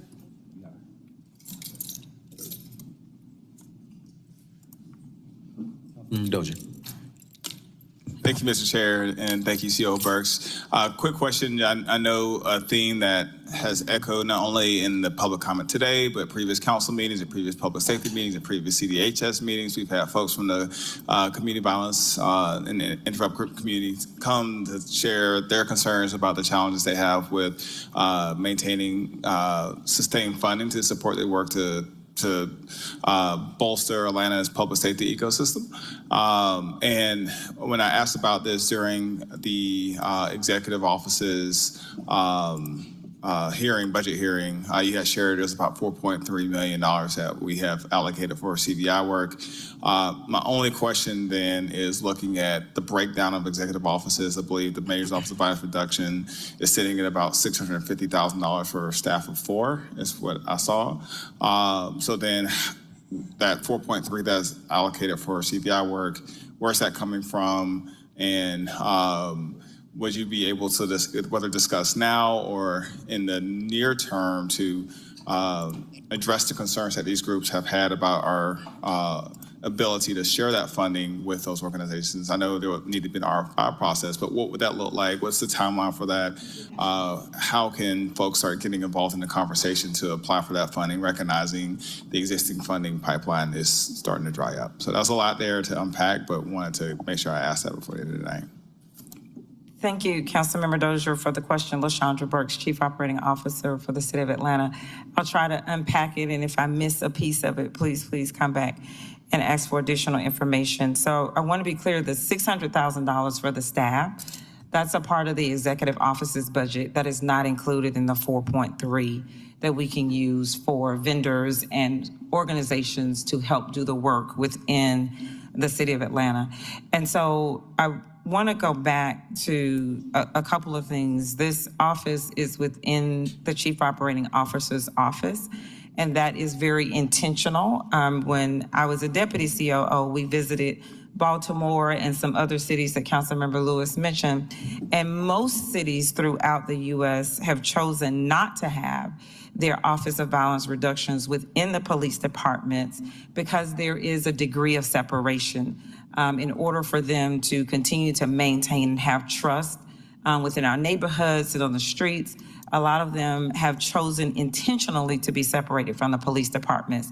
So I wanted to make sure that we were all on the same page on that one. That office, as a recommendation of the advisory committee that was put together before we created the office, is within the Chief Operating Officer's office. So the 4.3 is different from the 600,000 for the 4 staff. Those 4 staff are included in the executive office's budget under the Chief Operating Officer. And so the 4.3 will be fully for us to do an RFP. We are actually met this afternoon around the draft, going back and forth. Is it that we fund larger organizations who can then provide grants to some of the smaller organizations? Because what we've also learned is that there is some administrative challenges with some of the smaller nonprofits in order to do all of the reporting. And what we've seen is having an umbrella to provide funding to them, and then that umbrella doing the reporting to us seems to work best. So that's where we are. We are using data from the police department, of course, to look at how many, CVIs or different types of methods we can use in each of our various zones. I also want to say, when it comes to non-policing, the recreation budget is a part. The recreation budget goes towards non-policing work too. The work that we do with our youth, keeping them engaged, involved, having long, during spring break week, having events up to 10, 11 o'clock at night as you're going against curfew times. So when you look at our work around non-policing strategies, it's in various areas, not just in the Mayor's Office of Violence Reduction, but in the Office of Recreation. It's also the Year of the Youth. All of the work that we are doing in order to make sure from a policing and a non-policing side that we are supporting the reduction of violence in our city. I hope I answered your question to separate the 4.3 and the 600,000, but if not, happy to try again. Almost there. Just for that 4.3, where is that coming from? And then the other, so which department or how is it how is it captured in the budget? And then the second part of that is, I feel like the common thread with a lot of groups that came before us today and in previous months is that the budget is very high level, and that granular understanding of how we're spending those dollars is not that clear. And so similar to the questions that we asked for parks and for ACL-DOT, there's an opportunity to share what we're spending on violence reduction in totality. I think will be helpful for all of us to see kind of how our public safety work is being done in concert with APD and others. But I think, where that 4.3 million is coming from, I think will help my understanding of how we budgeted, and then what does that look like for future budgets, so we can make sure we're advocating for 5, 6, 7, all the way to the 11 million that the CVI organizations are advocating for. Appreciate that. So I think Deputy CFO Carr mentioned the 4.3 is actually in non-departmental. So that's where you'll find some of the very creative priorities. Before, I will say this was a commitment previously from our ARPA dollars, which is where it was coming from. And as we sat at the table looking at ARPA dollars being expended, the mayor wanted to make sure that this was work that we continued. And as a result of that, that money was pulled now from general fund, but it is in non-departmental. You're welcome. Thank you, Councilmember Lewis. No, I appreciate you. I was trying not to get into the details about the Baltimore plan because I lived there for a whole year and I worked for ASME. But they have 3 different ways they do it. And they do it because their city has different functions than us. They're actually over the healthcare, so they do theirs also through the hospitals, something that we don't operate here in Atlanta. So I was looking at the Chicago. We do. We operate the hospital? Grady has a program. Grady Memorial Hospital has a violence intervention. We don't operate it, but That's what it I was saying. is done So they through Grady. operate, Yes. but their city, their city runs the hospital, unlike the county, which runs the hospital in the city of Atlanta. So he would be able to go through, because he was a city council when he actually created it. So it wasn't under the mayor's office when he created it. He brought it under the mayor's office when he became mayor. So at first it was actually under departments and different things. So as a council who made sure I brought this CVI stuff to us a long time ago, I know a lot of people using the language that I've been putting out there, super happy about that. And so as the council person who's been loud about this for 5 years now, who's been doing the work in the district, who actually ran a program on Cleveland Avenue. One of my kids just graduated from Harvard this week, and one from Clark this week, and one from Southern this week in my program 5 years ago. Just trying to make sure that we are as accessible as possible, because in Baltimore also, a council member got in trouble for taking money from the CVI program, so the mayor had to move it. And so I've been watching it full out, being as loud as possible about it, just hoping that we are able to get this stuff done the right way. I appreciate you. Absolutely. And I was literally just reading, it had popped up.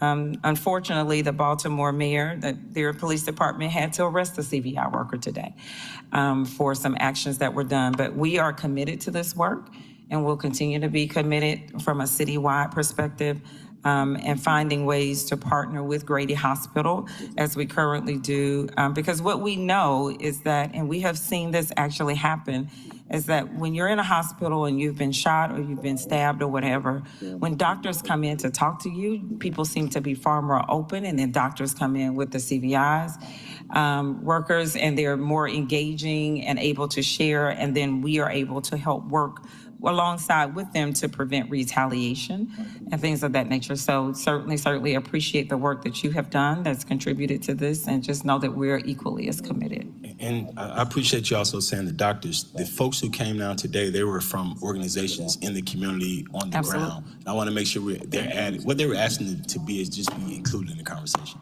So I appreciate you again. Absolutely. And I've known Coach Dip for a long time.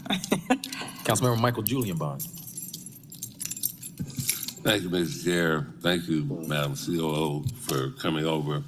But I really have a question I'd like to pose is, particularly on the violence prevention surrounding our youth programs. You know, every year, and it's not just Atlanta, but most cities brace for when children are out of school during the summer. And so, oh, we're going to have an increase in crime, we're going to have an increase in devilment from young people, you know, all across the board. But it would seem to me here in Atlanta that we could do something better. I mean, Camp Best Friends, the direct result of this type of thinking, and of course the missing and murdered children's scandal to provide this kind of permanent summer recreation. But has there ever been any conversations, deliberate conversation, with our sister organization across the street about maybe expanding the school year year-round? Because that would seem to eliminate that need and that effort to have to prepare for what we might perceive to be worse behavior from our young people. And I don't necessarily mean it would be great to add another 60 days during the summer, but even if you just took the 180 days and stretched it around to the summertime, I mean, that population, we control 500% legally. We can mandate their behavior in any way, shape, or form that we would like. Has there been any conversations or thoughts, even informally, about doing that? Because if we are not, we partner with them on, you know, kind of on the periphery of service to this population, but particularly those areas, it may not be the whole city, maybe just the areas where the Title I schools are designated, where the need or potentiality for service might be greatest. Has there been any informal talks about that? Councilmember Bond, thank you for that. I heard a lot of noise behind me. We have a lot of distinguished alumni from that sister organization that could be helpful. Right. I will say I have not been a part of those. I don't know if our youth engagement and development team has been, but I can say I have not personally been a part of those conversations. But, you know, we're always welcome to having conversations. We have several former school board members sitting and standing, right? I know we've had conversations like that before. But I can tell you, regardless as to what APS does, we will continue our part as a city as it relates to summer programming and summer youth employment program as well. So we will continue those and be as robust with those as we possibly can. And even in the school year, I will share one of the programs that I really like is and you know, CVIs do work that they don't like to brag about. They do their work and they do it very well. But even at Washington High School, we noticed that there were a lot of fights between the school and the walk to the train station.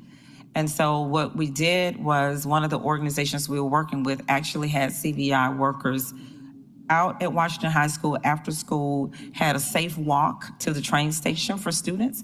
We saw a huge reduction in youth violence right after school until students were able to get to the train station until they made it to their next destination.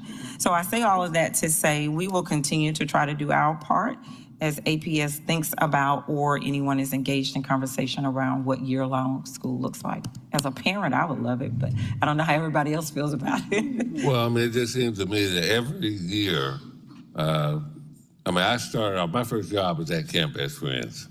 I was 13 years old. And so every year since then, the public debate has been, oh, we have to brace for the summertime because of all this stuff that's going to happen with the youth. But yet we continue to do the same thing, or most of the same things every year. You know, I know that it's been pointed out, APS has a free summer camp, but if and it's great that we have the graduation rate that we have, but if we're going to improve the condition for young people and curb violence, if we have the authority to make things better, do things in a better way, then we absolutely ought to do it. And so if we're providing jobs and I appreciate the Dickens administration for expanding the youth work program year round, because poverty doesn't stop, in September. But if those types of things can be built upon, along with the office expanding the type of things that you're talking about, that we ought to be acting a more deliberate way. Because, of course, if you can control this population, I hate to keep referring to them as a controllable population, but that's the brass tacks of it. You can mandate that young people have to be in a certain place every day, they have to be there. And if we can provide them, because when I was in school, just a year or two ago, they had the APS had a youth work program. Kids went to school and, got there by 8:30. They could leave to go to work at noon, right? And they made a lot of money. Work study, yeah, they call it work study. And so if those things can be done and wrap it around a year, I just think it would be helpful, that somebody ought to be focused on it and making sure that happens. Because we do spend a lot, for all that we invest and spend, and I'm not saying that we should not. I believe that we should do it. But if there's a better way to partner with them to, one, manage the population, where they should be and what places they should go, that we could help supplement that on a more improved manner. That's all, just my 2 cents on that. Thank you so much. Councilmember Westmoreland. Grateful to the folks who have stayed till this late hour. I make a motion to sound the adjourning roll call. Peace.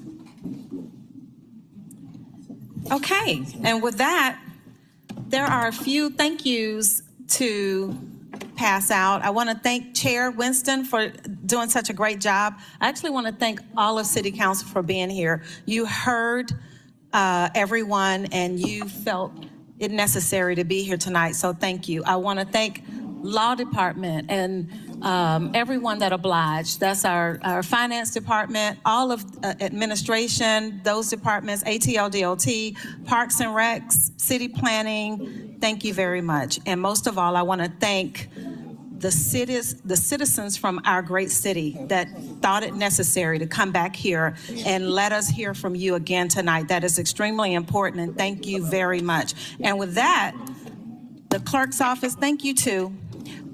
It's time for our adjourning roll call. Council President Marcy Kaya Overstreet. Present. Councilmember Michael Julian Bond, Post 1 at Large. Councilmember Matt Westmoreland, Post 2 at Large. Councilmember Ishay Collins, Post 3 at Large. Councilmember Jason H. Winston, District 1. Here. Councilmember Kelsey Bond, District 2. Councilmember Byron D. Amos, District 3. Councilmember Jason Dozier, District 4. Councilmember Liliana Bacchiari, District 5. Councilmember Alex Wine, District 6. Councilmember Thomas Worthy, District 7. Present. Councilmember Mary Norwood, District 8. Councilmember Dustin Hillis, District 9. Councilmember Andrea L. Boone, District 10. Councilmember Wayne Martin, District 11. Councilmember Antonio Lewis, District 12. We are adjourned.